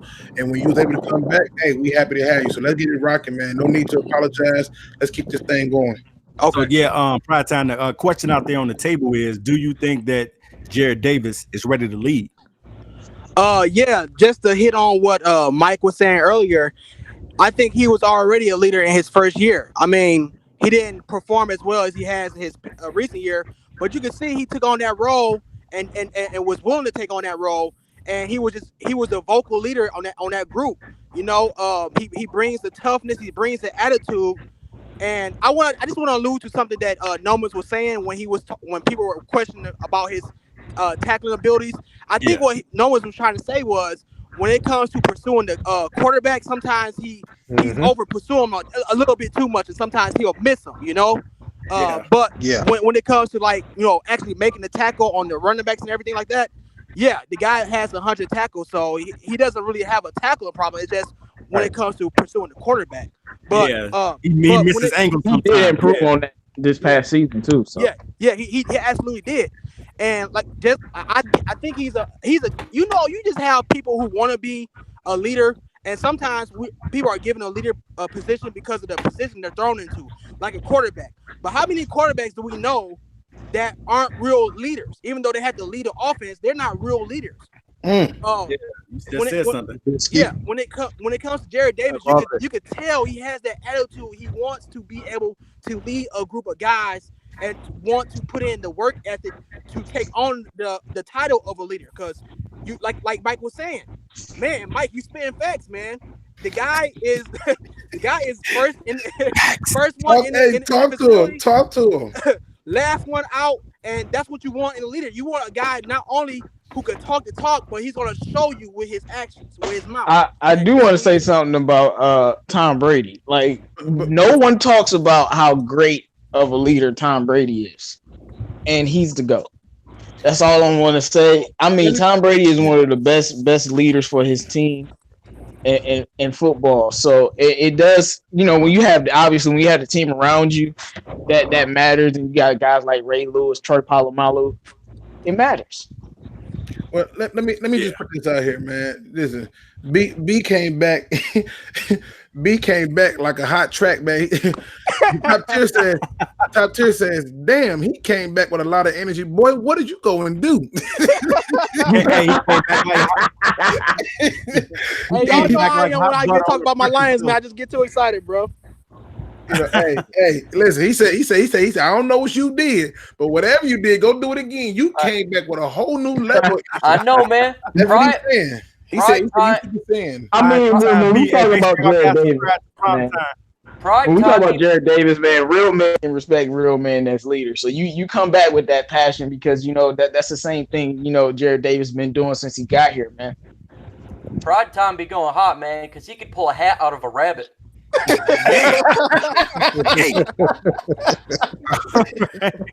Okay, next up, positively, man. What do you think about Jarrad Davis? Is he ready to lead? Oh yeah, he's definitely ready to lead. I like every time we go, whatever he says at the podium, I love it. He's not like overly loud or anything like that, but you know, yeah. I mean, I'm just piggybacking mostly off what y'all are saying, but like, I love what he says. I love his attitude. I love his work ethic. I mean, that's all I ever read about. He was like, I remember, I think it was Tim 20man. He was like, Jarrad Davis can't leave the field, and that was last year. It's like Davis. I love his attitude. I love his work ethic. I love his leading by example for the most part. I liked how he was saying how him and Jelani were working together. Yeah. I think Davis is absolutely ready to lead. He's ready to. Yeah, he's ready. Yeah, I just feel like some guys have that leader quality, and he has it. Yeah. Hey. And shout out to Jelani Tavai, the guy that I've been picking to make some noise. Jelani Tavai has been tearing it up, guys, in camp, and I'm telling you, man, this guy's gonna be a stud, man. You guys get ready for this season because a lot of people is doubting this guy. I definitely think he's gonna be playing with 2 chips on 2 shoulders. I don't know. Let the record show. I've been hopping up Jelani since we got him. Let the record show. No, honestly, I don't even think Jelani Tavai cares. I remember he said, "Sheeps don't listen to the lions don't listen to the sheep." So it's like I don't think Tavai cares what people are saying about him, good or bad. Yeah. No, he's special, man. Like I'm telling, he has a lot of talents, man. He's special. Yeah, this guy's gonna be good, man. I'm thinking that we got another Troy Polamalu at linebacker, man. That's what I'm definitely thinking. Man, he has a lot of work to do. More I'm getting excited. A lot of stuff to improve on, but when you put him with Matt freaking Patricia, a guy who only knows how to make you better from a defensive standpoint, he only knows how to make you better. He picked you for his system. You're almost guaranteed to have a great career. I mean, he's like a souped up version of Kyle Van Noy, man. He can actually cover. He don't have to just stick his hand in the dirt. Very versatile, can play every linebacker position. So if somebody gets hurt, we hope not, he can fill in whatever we need him to. Yeah, man, I like the kid, man. The media was talking greasy about him too. They ain't saying a word now. Yeah, that's TJ Hawkinson too. Written all over their face, baby. You ain't gotta say a word. Hey, Luke G. So, Luke G, what do you got for us, man? Is Jarrad Davis ready to lead? I mean, listen. Hey, I already went, but like, hey, I'm gonna add on to it, man. Listen, there's no doubts about it. For me, he's been doing it. There's nothing that has changed. He's been doing it. He's been lining the linemen up and getting the other linebackers in play, and this has been happening. The only thing that's gonna change for him is now you're gonna have somewhat more of a complete defensive line, and once that gels together, it should be open lanes galore for him. Yeah, I agree with you. A blitzing machine. Mm-hmm. So for me, leader, he been that. I can't say anything different. He's been that. Okay, so fellas, we're gonna shift over to the next question. The next question for the round table is this, as follows. And the first person I want to be able to answer this is MicroMike. How big of an impact will TJ Hawkinson have in his rookie season? Mike. Okay. He on mute? He on. Okay. Mo. 313 J-Mo. I got it. Mike is back. Like, no. He came back like, I got it. Hey, that must have been a bad You ain't got to thing. get ready. I stay ready. TJ Combo is my guy. He is going to make I'm telling you, I've been saying it forever. TJ Hawkinson can catch the ball. He can block. He's a road grader. He's going to make this offense to where someone is going to be open. Someone is going to be open because you cannot cover TJ Hawkinson. You can't cover all the weapons around him. For him being in there already gives a mismatchup. So folks got to already study for TJ Hawkinson. In my opinion, he's going to make the Pro Bowl year one. He's already showing in training camp today, catching a couple of touchdowns already. Day one is a tight end. This man is going to blow up the NFL like no other. He is a blue chip tight end. He is going to make that offense sustain long drives. Not only does that help the offense when it comes to scoring, not only does it help the rest for the defense, but you can control how the game is played. If there's an elite quarterback on the other side, we're going against a Aaron Rodgers, or we going against a Patrick Mahomes. Having TJ Hawkinson on the field forces them to be on the sidelines because that offense is going to continue the drive and do long drives, forcing the elite players not to be in the game. Thus, he has effectively made this offense to the next level, potent for a rookie tight end.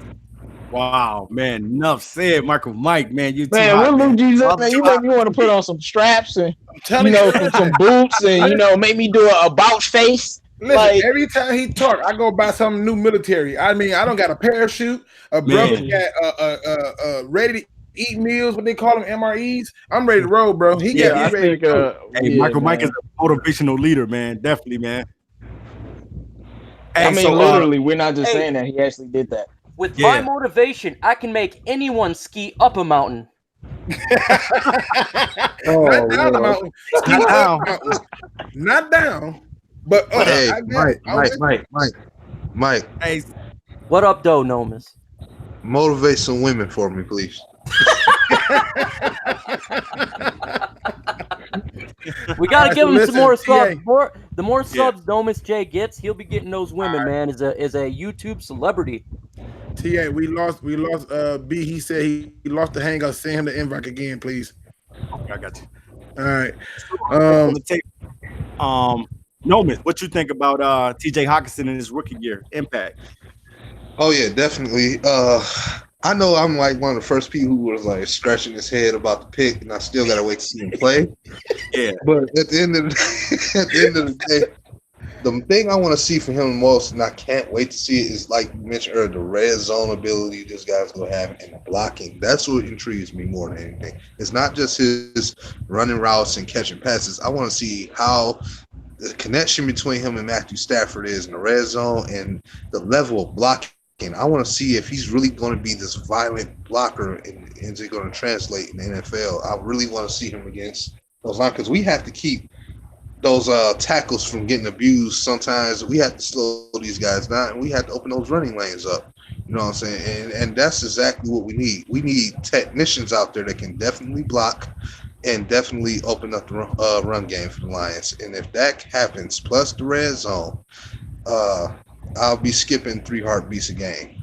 Definitely. Wow. Heartbeat. Okay. It's funny he said that because listen, he was confused. He was like, so TJ Hawkinson, huh? You know, and he the only one, Luke. Wait till I go. And it wasn't just him. Listen, J-Mo was like, listen, y'all don't understand, man. Me and J-Mo, the only reason we talking is because his video had me on the floor. He's like, bruh, I can't even get on here to talk about what I want to talk about with this tight end stuff. I'm like, here we go. And that right there just set everything off because he was like, man, no, we got to talk about this whole tight end thing. I was like, all right, let's talk about it. And man, he came around to it though. He was like, listen, I'm picking up what you're putting down. Okay. Only if Josh Allen was there, I wouldn't have. Yeah, no, yeah, right. If Josh Allen was there, because he was very adamant that he was willing to trade up for Josh Allen. So let that be clear. I will say this: Top Tier was one of the few people the moment we signed Jelani Tavai that knew who he was and was like, "Oh yeah, good pick." I was like, listen, give me a minute. I gotta go do some more research. Right. I said the You same know. thing. It's crazy, man.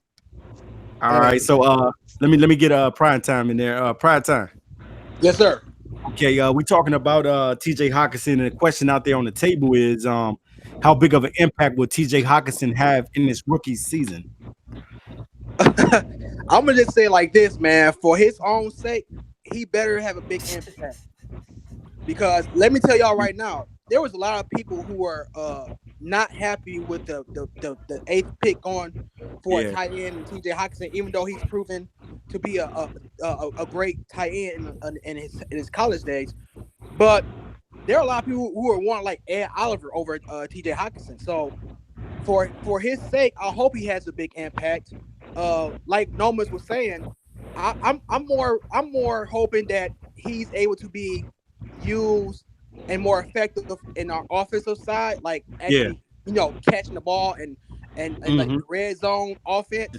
Yeah. When it a lot of people give him credit for being a great blocker, but I want to tell y'all this: your first year in the league, going from the college to the NFL, is not pretty.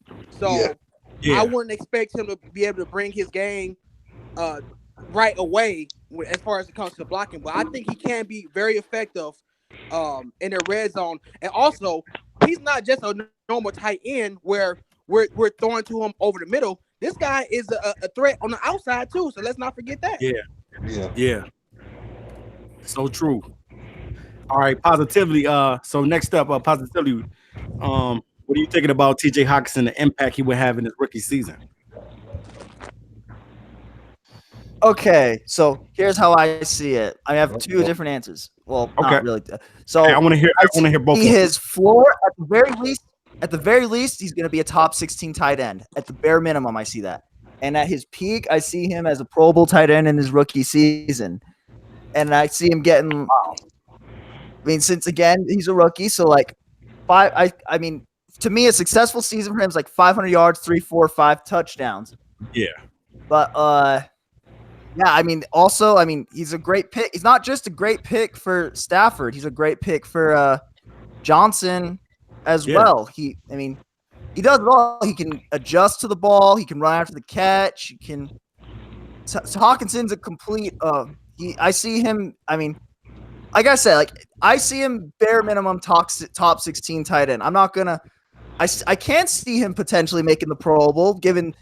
Not even necessarily giving Pro Bowl to production. I can see that, but I wouldn't be mad if he doesn't be. I mean, top 16 tight end bare minimum is what I see out of Hawkinson in his first season in the NFL. Okay, man, that's good. That's good. Hey, you know what? I want to name Hawkinson. I want his nickname to be Red Zone. TJ Red Zone Hawkinson. You know what I'm saying? I like that. I like, even though I was gonna go with hey guys, but I'm gonna go with that one. I'm gonna go with that. I like that. Red Zone Hawkinson, because he gonna be living in the red zone, getting them touchdowns in the red zone. So you guys get ready for that. But next up, I want to say, with speed of touchdowns, does everyone remember Matthew Stafford had Joseph Fourier catching like 7 touchdowns? Yes, I remember that. That's what. If Stafford would do that with Joseph Fourier, I would assume Hawkinson's going to be better than Fourier. Are we all in unanimous agreement that of course. Yes, of course. Yeah, we're all for running. Stafford did that with those players. I would have to think it's much better with Hawkinson. Okay, yeah, I can agree with that. Yeah, who's up next? All right, go ahead, Luke G. Next up is TJ. Hey, I gotta say this, man. I gotta say this about Luke G, guys. If you didn't know, if you guys get a chance, make sure you subscribe to Luke G Field Review. Luke G called this thing from day one. I remember when me and Luke in the beginning was talking about draft picks and players that the Detroit Lions might draft, and he brought up TJ Hawkinson, and I was like, I don't know, man, if they're gonna go. I was thinking more corner, linebacker type of thing with the 8th pick, but I was totally wrong on it, man. And Luke G nailed it and said it was gonna be TJ Hawkinson. So you got to talk about your boy Hawkinson, man. Let's go, Luke. Man, for me, it was a matter of just putting all the little breadcrumbs they was leaving for us, man. They was getting upset every time you talked about a tight end at 8. I said, oh, they so frustrated about this. On top of that, when I realized how many times they tried to trade for a tight end, I was like, man, they really are stressing for a tight end. And when he gave the description, talking about, we're looking for guys who had their hand in the dirt, I'm like, the only, tight end in this draft that did that is TJ Hawkinson. That's our pick. So for me, I'm not even looking for TJ Hawkinson to be a top 10, top 16 tight end at all. I am not looking for that. He's going to be in as a role player to Jesse James. Make no mistake about it. Jesse James will be the starter, and TJ Hawkinson will get his chance to start in some packages. But what I need from TJ Hawkinson is to be reliable. I don't need you to be top 10. I don't need you to be top 5. I need you to be reliable. I need for you to actually run a route, get open, catch the ball. Hold on to and get downfield. I need for you to be able, I need for you to be able to do something so out of the box that it's not even out of the box, and that's just give the Lions a tight end, something that they have not had since like Charles Sanders, and it shouldn't have took this long. Yeah, so for me, that's a long time. That's a long man. Listen, I dare somebody to try to go in and name me who the tight ends we had better since Charles Sanders. We ain't had a tight end. It's rough. Listen, it's rough. So for me, when I look at TJ Hawkinson, I just need you to be reliable. And Buff does he said, I wouldn't be surprised if Noah Fant have a better season. I wouldn't be surprised neither. But having a better season statistically for me is cool. But I need to know that the impact is different. Some things you can't put on the stat sheet. When you got a tight end that can blow somebody up and it helps the tackle out, that changes the game. So I want to see him be more reliable. And that in and of itself is all I'm looking for. His impact will be he will be reliable. His impact will be he will get open in the middle of the field. His impact will be on 3rd and short. When he catch the ball, he will hold on to it. That's all I'm looking for. Man, okay, look, you said a mouthful. 313 J-Mo, the heart of the city. What you got for us on TJ? Yeah. Now, I'm gonna just tell y'all about TJ Hawkinson. I remember I was hearing about some tight end that was really highly touted. It was supposed to be a top 10 pick. So you know what J-Mo do. J-Mo go start doing some research. J-Mo go start watching some film. Yes, I'm talking about myself in the 3rd person. Leave me alone. Talk yourself, you need to talk to yourself in the 4th person. Anyway, I did research on TJ Hawkinson, and to be honest, I like what I seen, but I did not want a tight end. And we know I did a whole, rant video. A channel was just talking about, certain quarterbacks had less to work with than Stafford. He said Tom Brady and Aaron Rodgers had less than Matthew Stafford to work around with. So instead of making a video about TJ, yeah, that's completely 100% false. I had to rant about that, but I didn't want TJ. Now, this is now. Lions have got a lot of 1st round picks, and I think it's been a long time since one of our 1st round picks was in their rookie season, a star or a superstar type guy. And that's exactly what I think TJ Hawkinson is going to do this year. I think me and MicroMike are the only ones who picked him to make the Pro Bowl this year. Rookies see the Pro Bowl. Okay. Yeah, I see it. If the offense, this is great. This is the offensive line isn't trash, but the offensive line is good enough to do their job. I definitely think he's going to make the Pro Bowl this year, and it's because of this. We have him for a specific role, but it's about how good are you at that role. And it's not like he's coming to a depleted team. He's coming to a team that's loaded with so much talent. All he has to do is fill his role, but eventually he's going to be so good at that role that we're going to use him way more. And the fact that Jesse James is here to clean up everything. I know Luke said that he thinks Jesse James is going to be the starter. I'm not 100% convinced on that at all. But because TJ Hawkinson's been doing so great in training camp. But I definitely think he's gonna make the Pro Bowl, and it's going like I was saying earlier. Kerryon Johnson is gonna be running the ball. They're gonna key in on him, and our receivers and TJ Hawkinson are gonna pick them apart. I think his blocking is gonna be something that's noticed. So even if he doesn't have them crazy numbers, people are gonna be like, well, he got, let's say for example, 900 yards and 8 touchdowns. But did you see that block he did on national television where he destroyed that dude? Right. It's going to Straight be more of that. pancake And, city. and his impact is going to be felt. I think he's going to be like top 4 in the Rookie of the Year conversation.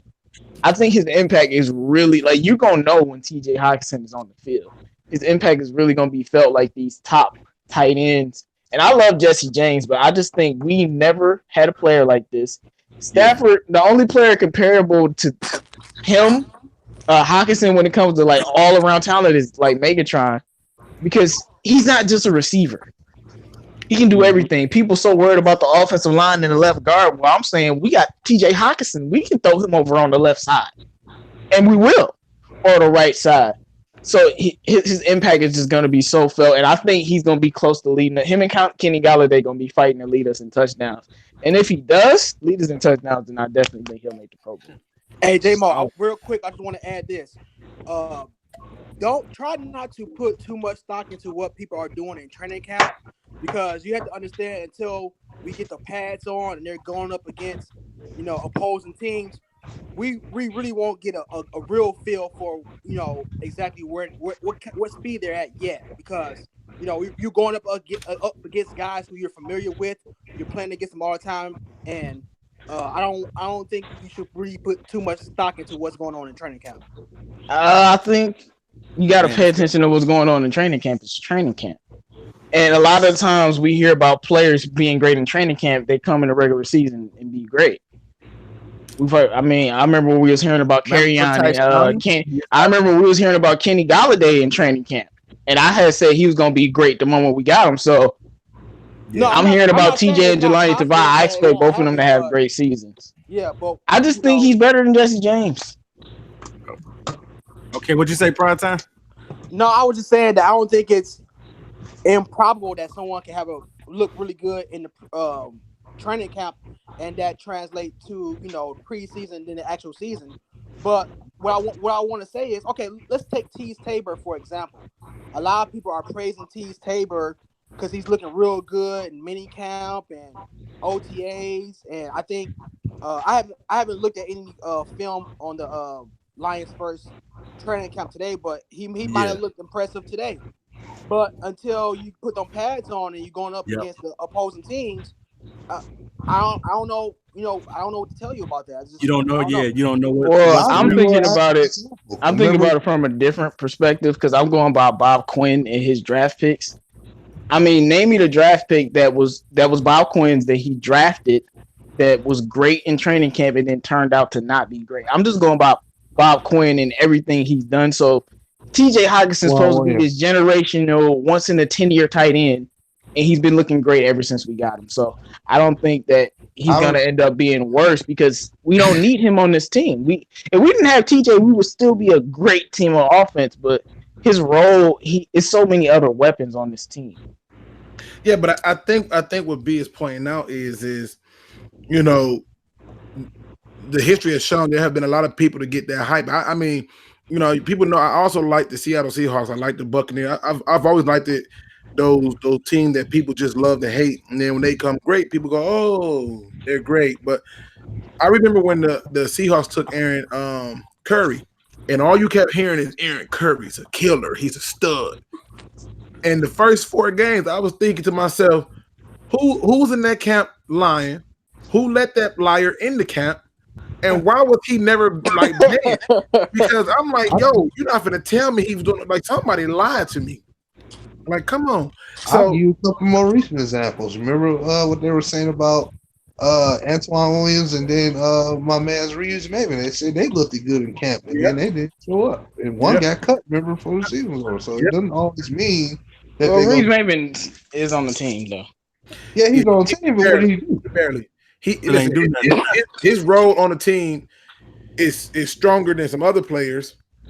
But I mean, I ain't saying he's gonna make the team, but like he is on the team still. So I just like with Bob Quinn's draft picks, the guys that they say look good end up looking good. So that's true. Especially Kenny Galladay. I mean, the stuff they was talking about Kenny Galladay, they like, who is this guy? Who do we get?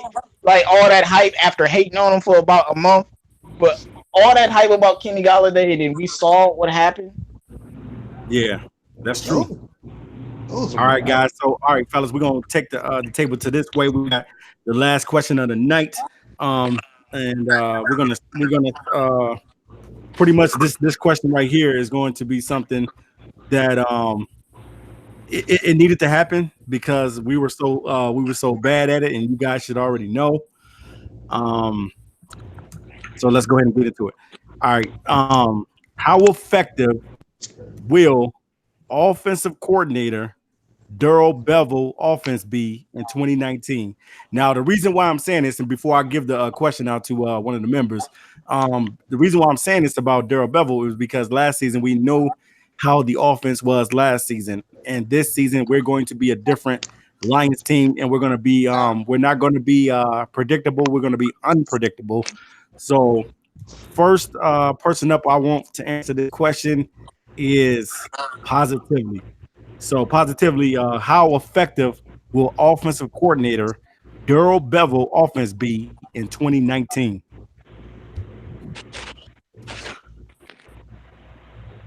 PD, you still with us? No, Bray. It's going to be more effective than it was.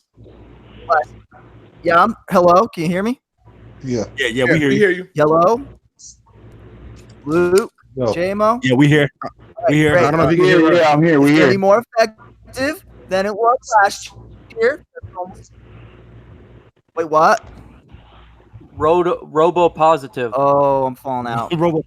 Yeah, it's going in and out. Positively Robo. All right, well, we'll come Of back course. around. We'll come back around to PD and Yeah. let them get it together. Trust me, I've been there, PD. You know I've been there. It's been Robo Luke a few times. So go ahead and get it together. We still with you, brother. And again, we are on with Positively Detroit. We are also on with 313 J-Man. We are on with Nomis J. Pride. I might have to call back. All right, for sure. Okay. We are on PrimeTimeB, as well as Noble Sports Entertainment, Luke G's Fair Review, and MicroMike. FYI, people, if you are just getting in, make sure you go back in case you missed anything. It is fire. Trust me. Okay. Let me reiterate that question. The question on the table is, and I'm gonna go with the heart of the city next. 313 J-Mo. The question is, J-Mo, how effective will offensive coordinator Darrell Bevell's offense be in 2019? I definitely think it's going to be good. I just dropped a video on training camp, and I talked about Darrell Bevell, so make sure you guys go watch that to break down what he was saying in that interview. But I've already said this. I think we're going to be a top 10 offense in the NFL. And one thing I don't want to happen when talking about what Darrell Bevell could do with this offense is let's not compare it to the other teams and the other players that he was on, because he's never played with Matthew Stafford. Well, not played, but he's never coordinated with Matthew Stafford or Matt Patricia before, or Bob Quinn. In his first year, I mean, we can go look up, but I don't know if he's had this many weapons at his disposal, because every offensive coordinator, they have what they want to do, but they be like, man, if I had that, I wish I could do that. And if I had that, I wish I could do that. Well, take this team. What offensive coordinator, I don't care how bad you are, how many offensive coordinators will come into a situation with a loaded offense like this and not be happy because he has so many tools to work with?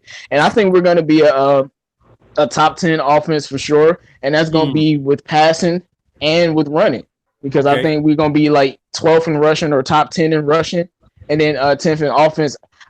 Because I don't think he knows how to win. Won before, and like I said, it's about having all the tools for your system. And 10th in offense. It's a delay somewhere. That might be PD. Yeah, that's Positively. All right, delaying Positively. Am I back? Yeah, can you hear us? I heard a little delay. Yeah, that was so weird, bro. Am I Robo? Nope. No, you hear it. All right. Sorry, I had to do that really fast. All good, man. All good. All right, yeah, I'm gonna finish up. But yeah. So what I was about to say is Darrell Bevell has a lot of weapons. He has the running backs. I mean, he has everything at his disposal. That's why I think the pressure on him and Stafford is very, very high this year, because it seems like the perception seems like you have a loaded team on offense and you should be good. And last point I'll make is without all of these weapons, without Darrell Bevell, with a 32nd and 31st and 29th running game, Matthew Stafford led teams have been top 10 in offense. Yeah. I mean, one of our worst years in 2012 when Kerryon Johnson had 1,900 yards, we was 5th in offense that year. Defense was just bad, and the whole team got injured. So he's done this with way lesser talent and coaches. So it's not something that's far-fetched. In 2017, we were top 10 in offense. Yeah. So Matthew Stafford does this, and he has the tools at his disposal, and a lot of pressure will be taken off of him in the red zone with Kerryon and Darrell Bevell. Okay, I hear that, J-Mo. All right, my next man up, MicroMike. What do you think? Because I know, Mike, you're one of the guys that broke down Darrell Bevell's offense. So talk to the people. How good do you think offensive coordinator Darrell Bevell offense will be in 2019? I think we'll have a top 10 offense. I believe it's going to be a little slower in the beginning of the season compared to the end, simply because of players learning a new scheme. However, when you go into Darrell Bevell's offense, he is very, very sound when it comes to running as well as passing. It's very balanced. It's not one-sided. He utilizes the tight ends positions like no other. He does a lot of play action, and this is why I believe we got the tight ends that we got, because in his scheme, he uses them a lot. His ability to mix it up, to be very even and balanced, really makes it hard for other teams to just simply take on one position. Do I just cover the wide receivers, or do I have to stop the running backs? He's balanced. Also, he mixes it up. It's not the same run, pass, punt like we are used to. He completely mixes it up. He also has a lot of jet sweeps where you can have a Jamal Agnew and a Ty Johnson with his speed. So if you see the acquisitions that we have done on offense, it is very much to the success that he has had throughout the years. Now, through 12 seasons, I believe he had a top 15 offense, 9 of them out of 12. I believe so. And I think it was 7 or 8 of them was top 10. So his offense is proven throughout the years to be very effective, tops of the league. Now you give him weapons such as Matthew Stafford, a great quarterback in my opinion. You have great wide receivers at Galladay and Marvin Jones. You have really great tight ends in Jesse James as well as TJ Hawkinson and Kerryon Johnson and CJ Anderson. Good Lord, this offense can be very scary. Very scary. Yeah. And going from what we had last year of KFC to this, it's literally going from Nevin Lawson to, I don't know, we'll say Darius Slay, another Darius Slay. It's that big of a difference of amount. Lawson was terrible. Slay's much better. So in my opinion, that's kind of how the offense is going to be. It's going to go from absolutely garbage last year to absolutely scary and well-rounded this year. Can I say one thing? Go ahead. KFC would be good with this team. That's how good that's how loaded the team is. Quit cussing. I'm just saying, like, I swear, I'm telling you, we still had KFC, the offense would still be good. Like I said, he had a 30-second rushing attack and was 7th in offense with Stafford. Like KFC would be good. Wait, hold on, wait. But I don't know. I don't think you hear what the Nomis. What you say? I didn't say the J word. I just said K. I said children watch the show. I know you ain't literally say a curse word, but when you say that KFC would be good with this team, you're cussing. How am I cussing when it's proven? Children like, watch the show. I'm just saying, man, it's proven, man. With a lesser team, he was 7th in offense. Those are facts. In the words of Stephen A., he was first in bruises and spine broken. Hey man, I'm just bringing the facts, man. He said he was first in bruises and spine breaking. Yeah. Okay, Nomis crazy. Nomis J, what's up, man? What do you think about Darrell Bevell's offense in 2019? I think I like the perception of us starting off slow and watching it progress, like Micro was saying. 2, the fact that we're actually going to see more actual designs of what we should basically have if you're calling yourself an NFL team, and that's actually seeing a run game. Us actually handing the ball off to a running back for the first time in history. And it's just very, and I think that's what's gonna make me feel much better is actually seeing him do it. Now, some people will say that Darrell Bevell can get a little too overzealous with the run and come down up, but considering that, I still think that would benefit us more due to the fact of the matter is the fact that we should have a better defense, and depending on how well the defense plays and that they're getting rest, it can always still get the ball back to the Lions offense. I mean, I still think this could be a slow burn, but I think eventually once it kind of gels, we're probably going to somewhat effortlessly score more points than we may even game plan to do it. Not to say it like that, but I think because of the run plays, it's going to bring another level to the pass plays. And, worst come to worst, if they get past our run, he's going to give Stafford the best opportunity to be in a passing situation, not just doing screens all day. He's going to give Stafford a chance to spread the ball and get to the outside. And I think that's where I want to see him do with the offense and transitioning from that reek of a KFC chicken without hot sauce versus this guy. And I think the transition of finally getting Stafford to do what he was always meant to do, it gives us his best chance. So if we get past that, then we lose if our defense can't stop him. He's the best coordinator we had in I don't know how long, and we say that a lot with this team. It's the best quarterback we had in a while, best running back we had in a while, best receivers we had in a while. Well, okay, let's see it all come together. Yeah, hey man, I like that. I like that idea, Nomis, that bringing that offense together, man. Because the biggest thing with the Lions is for the last couple seasons, man. If you guys know, the Lions were predictable, man. A lot of teams knew what we were going to do. They saw Theo. They know it was going to be a pass coming out of the backfield. They pretty much knew that he wasn't going to run a lot. And all they had to do is, play the pass against the Lions. But this year, you're going to have to respect the Lions because we're going to come at you from so many different angles that wow, man. It's gonna really one before you switch on me, one quick thing.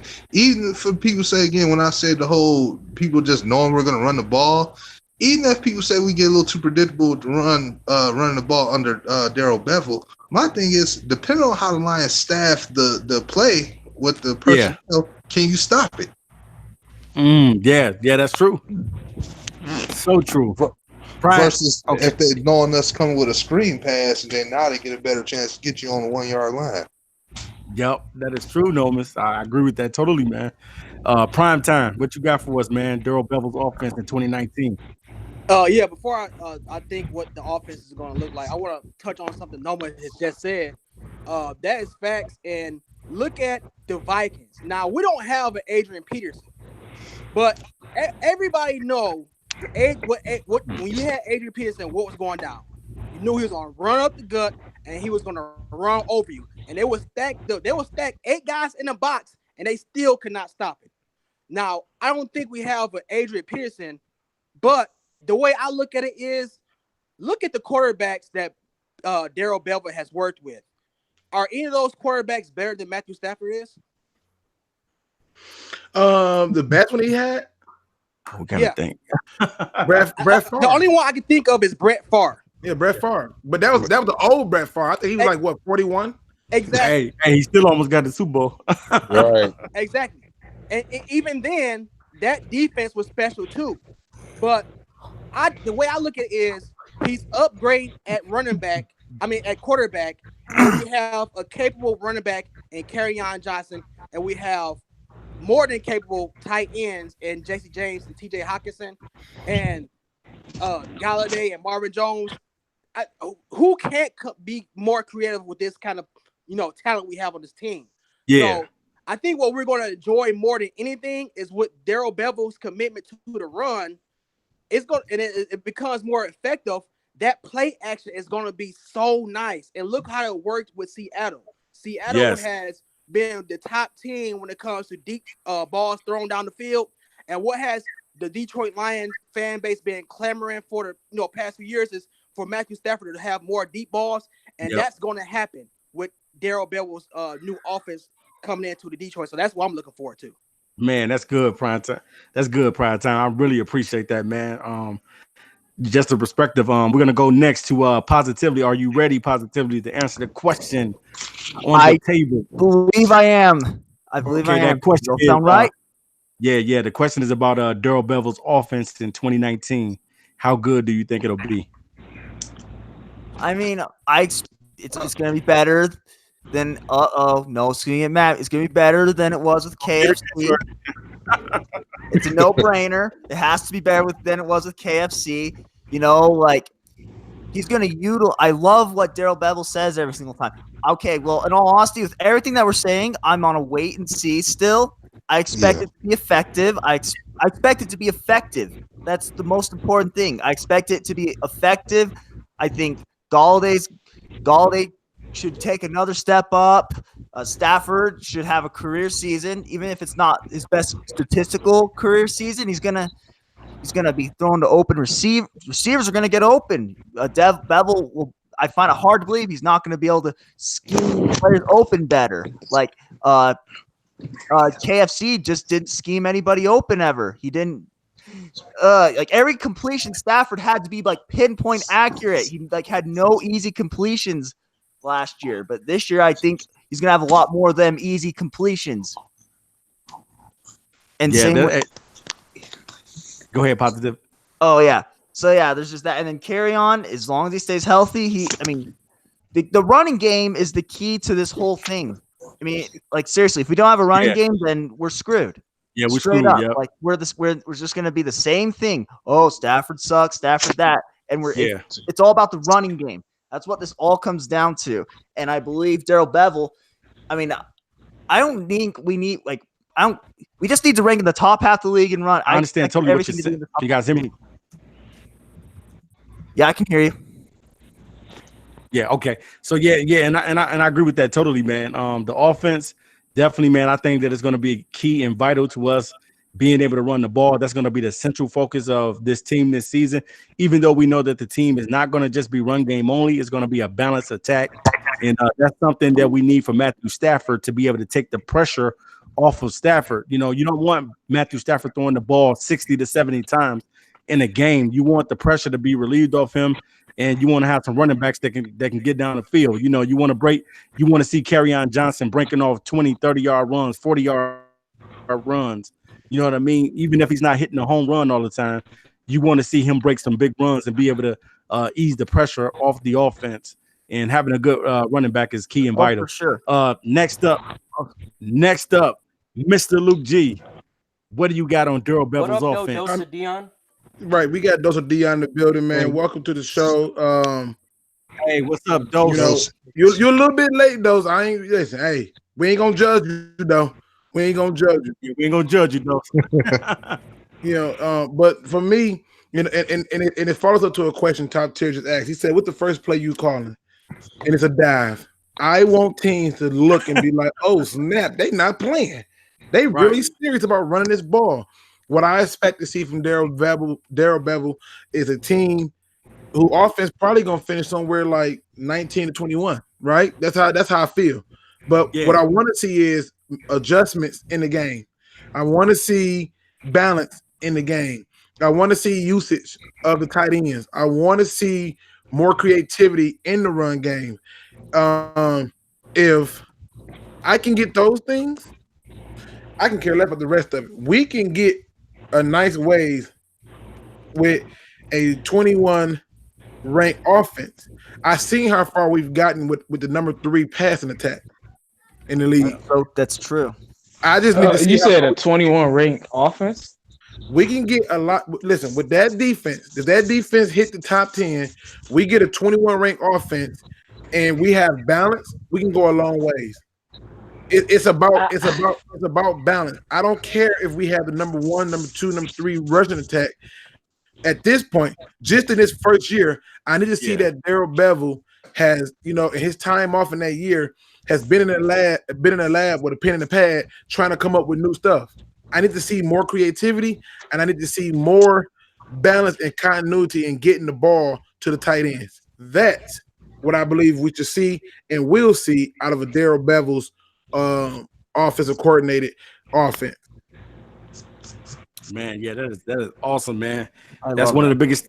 Yeah, hey, that's one of the biggest things, guys. So we're going into the part of the show, guys, where we're gonna give some final words out there. You know what I'm saying? We're gonna give words of encouragement to those that are in the chat. No, but hold on real quick. Okay, go ahead. I did want to say we were ranked 23rd in offense last year, and I know how the perception of how bad people thought we were. We ranked 21st. That is not good at all. And my thing is, it's not like Stafford has been ranked 20th a lot in his career. It's only happened like 3 times.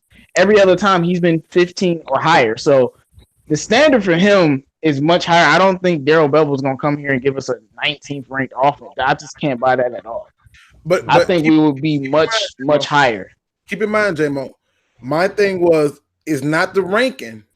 It's the balance and the ability to make adjustments in game. I can't care less if we was rated number 1 offense. If there's no adjustments in games, there's no balance, there's going to be problems. And that's what happened to the Rams. The moment the Rams... I understand this about the ranking, but saying we're going to be in 21st ranked offense, we're not going to be a good football team. We're not going to win a playoff game. We have to be way better than that. And I think Darrell Bevell will be great. There's no way I see us going anywhere under 15. Like, no way. Listen, I'm not going. I can't argue with you. I can't argue with you in that light. But for me, the point I was trying to make was I can care less where the ranking is at. But if I put my expectations at 19 and 21, which is, because I'm just going off how I looked at the history of Darrell Bevell's first years in the offenses and what those teams did. It was rough years, but a lot of those teams had balances and things like that. But the biggest part of that rough year came with the head coach who couldn't make in-game adjustments. And that, for me, is where I'm looking at. I want to see Darrell Bevell just run the ball and have balance. That's it. So if you're telling me that it got to be number 10 and number 10 gives me running the ball and balance, I'm good. Yeah, I just think if we are running the ball and balance, since we have never been balanced and been ranked higher, we would be ranked higher. And the last time the offense was ranked, 23? 23 was besides last year, it's been 5 years since Stafford's had a 20th ranked offense. True, so, but the last year, even ranked 23, we were not balanced. And I think Top Tier got maybe the comment of the day when he said, "I just want to see Prater." He said, "I just don't want to see Prater as much as we did last year." Facts. I agree with that one. Not see Prater that much. Yeah, I just think the standard's a little bit low for Bevell. He should come in here and be better than that, and I think he will. Yeah. Hey, I can respect that. If we 19, man, we not balanced. I'm telling you that right now. That was probably throwing a lot, or Kerryon's hurt or something. No, we can be balanced at 19. And not winning a playoff game or a division with that. You'd be surprised if teams have done it. And I think we could be one of those teams to add into that group. Love it. All right, good night, Adam, man. We finna shut it down ourselves. Maestro, take it away. Yeah, hey, guys. Hey, man, we just want to say a thank you to everybody in the chat on tonight. You know how we do it with DSA, man. We bring you that unbiased and fair media for your Detroit Lions. We do a segment in the roundtable where we give the final words and what people are doing. So without further ado, we're going to start up with my main man, Nomis J. Nomis, what you got going on, man? Hey, I'm working on a couple of videos tonight, so be prepared to see those either before the night's completely over or by the morning. Then, I'm just gonna be trying to stick to the content, man. Just stick with me. Everybody send me your prayers. Still out here dealing with things, but definitely subscribe to all the gentlemen. Prayers up, no mistake. Yes, definitely subscribe to all the gentlemen in this podcast with me, man. And anybody else out there that's a video maker, King for the fire updates today on training camp. Shout out to him. Yeah, shout out to everybody. Man, shout out to everybody. Shout out to DVE. And DVE in general, and the outsiders. The outsiders. Ooh, Ace go get me for that. But man, shout out to everybody. Just stick with us, man. We trying to bring that fact-based media content. Don't forget to join us on Monday for the Above the Rim with DSA. We're gonna have some good topics on that one. So I'll leave it to y'all. Blessings to everybody. All right, next up, my main man, MicroMike. Folks, again, make sure you subscribe to Positively Detroit and PrimeTimeB. Their content is excellent. It's fantastic. It will make your mind blown when it comes to their factual and their content that they give out. So make sure you do that, folks. It's all about bringing the legacy media down, and the more we can do this to YouTubers, the more we are winning the game. Also, tomorrow on my Subscriber Friday, I will have live call-ins, so make sure that you are there at 6 p.m. Eastern Time. We're going to have some fun. Also, I did pick a date out that I'll be at Detroit.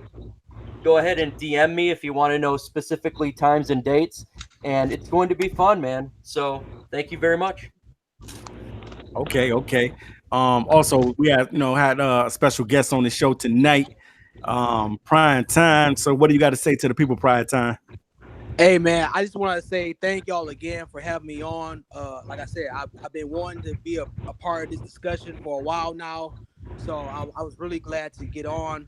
And for everybody who maybe heard me for the first time tonight, like they said, I'm not really new to YouTube, but just recently I've been started making more videos on YouTube, and I've been taking more time to devote these videos and doing more research, because when I first come onto YouTube, I just did basically reaction videos, how my feelings were after the game. But after seeing these guys, Mike, Luke G, Nomis, J-Mo,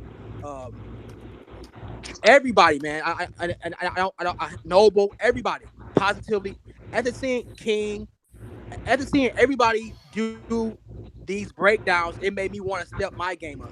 So I appreciate everyone who subscribed to these guys, and if you subscribe to me, I really appreciate that. And if you have a hard time looking me up, it is Pride with a D, not Prime and with an M. It's D, PrideTimeB. I'm almost at 200 subs. I think I'm one sub away from 200, and I have I have two special videos for when I hit them 200 subs. So stay tuned for that. I appreciate you fellas. Thanks again, and good night to everybody. Hey, good night, man. Yeah. Listen, you getting ready to hit 200, so get that video ready, because I can assure you that you gonna hit that 200. And it was a pleasure having you on, man. I was glad you had the time to hang with us and be a part of the topic and the conversation. Yeah, and we definitely want to have you on future shows, man. Definitely. I'll definitely be on, guys. Yeah, we gotta get you on the basketball show. Yeah, basketball too. Yep. Oh, really nice, baby. Listen, that gonna be one y'all gonna have to definitely tune in to. And just so y'all know, man, Shout out to Detroit Brew too. All the channel links will be in the description. He's gonna have to put them in after we do the show, but we want to make sure we had everything together so we can do the show. So he'll put those in afterwards, so y'all can just go to this video and click on the links. Yes. All right. Next up, no, I'm just joking, guys. We got Positively, one of the new members of the DSA, man. Positively, man. We love having you on, man. I know this is your first time, so go ahead and talk to the people. Let them know what you're doing, and let them know a little bit about yourself, man. All right. Well, thank you everyone for tuning into the show. If you're not subscribed to all these guys on the show, you don't know what you're missing out on. And yeah, I hope to be bringing lots. My main three sports are definitely football, basketball, and hockey. I hope to be bringing a lot more of that content coming forward, especially with the Red Wings, since that's probably not as talked about. But I plan to bring that forward. And yeah, I'm going to have some videos coming out hopefully soon. And yeah, thank you all for tuning in, and thank you to all you guys for allowing me to hang with y'all tonight. And yeah, like I said, go subscribe to everyone in this, pretty please. If you don't know, you don't know what you're missing out on. That's right. Support that. Yeah. I support that. Okay, got my main man. He gonna give his final words. One of the originators in this thing on the table. The heart of the city, 313 J-Mo. Talk to the people, Jay. I mean, look, I know we've been saying this, but I really have a gripe about this. I really need y'all to go subscribe to Positively, because I'm gonna just say, out of all the people I've ever seen on YouTube, I've never seen videos like his. They're unique and they bring a perspective that a lot of us aren't looking at. So make sure you go subscribe. And my boy PrimeTimeB, man. This is my man. We've talked off air multiple times. Like he said, he's not new to YouTube. I've shot him out on my channel multiple times before. So I'm just glad that he was able to come on here and talk to us, man. Because me, him, and Nomis, we've always had conversations about the Lions. He's joined us with other live streams when we do DVE, man. I'm just glad you're on here, Pride, man, to talk with us, man. And officially, congrats on 200. Support that, man. Clap that up, man. Appreciate For real. Congrats on 200, man. That's what's up. But back to the Lions. I do like one thing. With make sure you check out my new Lions video that I got about Darrell Bevell's interview and training camp. But it seems like the Lions they're buying in, and that's my takeaway. They buying in, and we trying to have success because you got to buy in on both sides of the ball. I think Kerryon and TJ Hawkinson will have breakout seasons. And Jelani survives. He's going to be special. I'm telling y'all now. I'm not saying it's going to be this year, but eventually he's going to be a special player for us. He could end up being the best player on the defense. So get your popcorn ready, people. For real. And shout out to everybody. Make sure you subscribe to everybody. Make sure you subscribe to Luke G, Positively Detroit, Nomis J, MicroMike, Noble Sports, and 313 J-Mo, man. It's the DSA Roundtable. We know a lot of things been going on, but we back, man. We good. And make sure you do not miss Above the Rim on Mondays. We talk basketball, and it's very fun. It's a great atmosphere, and I'm curious to hear a lot of your opinions about what's going on with the NBA, man. It's 313 J-Mo, man. Make sure you subscribe to my channel. Yep. So as he said, guys, make sure you on Monday nights stay in tune for the Above the Rim with the DSA. Definitely, it's going to be a lot of NBA talk on there. Not only the Pistons talk, but we'll be talking about the NBA as a whole. So get your popcorn ready, get your pretzels ready, because that's what we do. Last but not least, the field general himself, Mr. Luke G. Man, again, as always, I always shout out you guys, the subscribers, man. Y'all make this thing amazing. Y'all make this thing possible. Y'all make this thing fun, enjoyable, and make the community for Lions fans who's looking for media for Lions. That's not going to be, cookie cutter. Okay, you guys are seriously the real MVPs. Now, I need y'all to be even more MVP-ish and get Pride Time to 300 subscribers. Okay, so go tell a friend to tell a friend to tell a friend to tell that friend. If you're not subscribed to them, you're missing out. Also, make sure you check out Noble Sports Entertainment, MicroMike, 313 J-Mo, Nomis J, Detroit Drew, Carl, aka CA3 Sports. Make sure you check them all out, people. Make sure you go and check out all the DVE members. You check out Dose of Dion. The community for Detroit sports is growing, is getting bigger, is getting better, and it's going to continue to do that as long as the community stays together. With that being said, ladies and gentlemen, I leave you with this one great piece of advice. Don't be no chump. Please do your research. I want to say one last thing. This isn't. Don't judge a quarterback by his record, whether they're winners or losers. Look at the whole context surrounding it. You find a lot of interesting things. Facts. Noble. All facts. Mention me, man. Y'all have a good night, man. Hey, guys, man. Hey, we appreciate everybody that hung out with us tonight. Everybody that rocked out with the DSA tonight. We just letting you know, guys, the type of community that we're trying to build with the YouTubers that do Detroit sports talk. You know what I'm saying? We're not here to bash anybody. We're not here to knock anybody. We're just here to do sports talk. And that's what we want to do, man. We got a passion for football, basketball, hockey, baseball, everything, boxing, MMA, whatever. You know what I'm saying? We got a passion for it. So definitely, guys, make sure you subscribe to everybody. Their links will be in the description. And I like to say a thing, guys. You know that thing that I like to say. Good morning, good evening, and good night.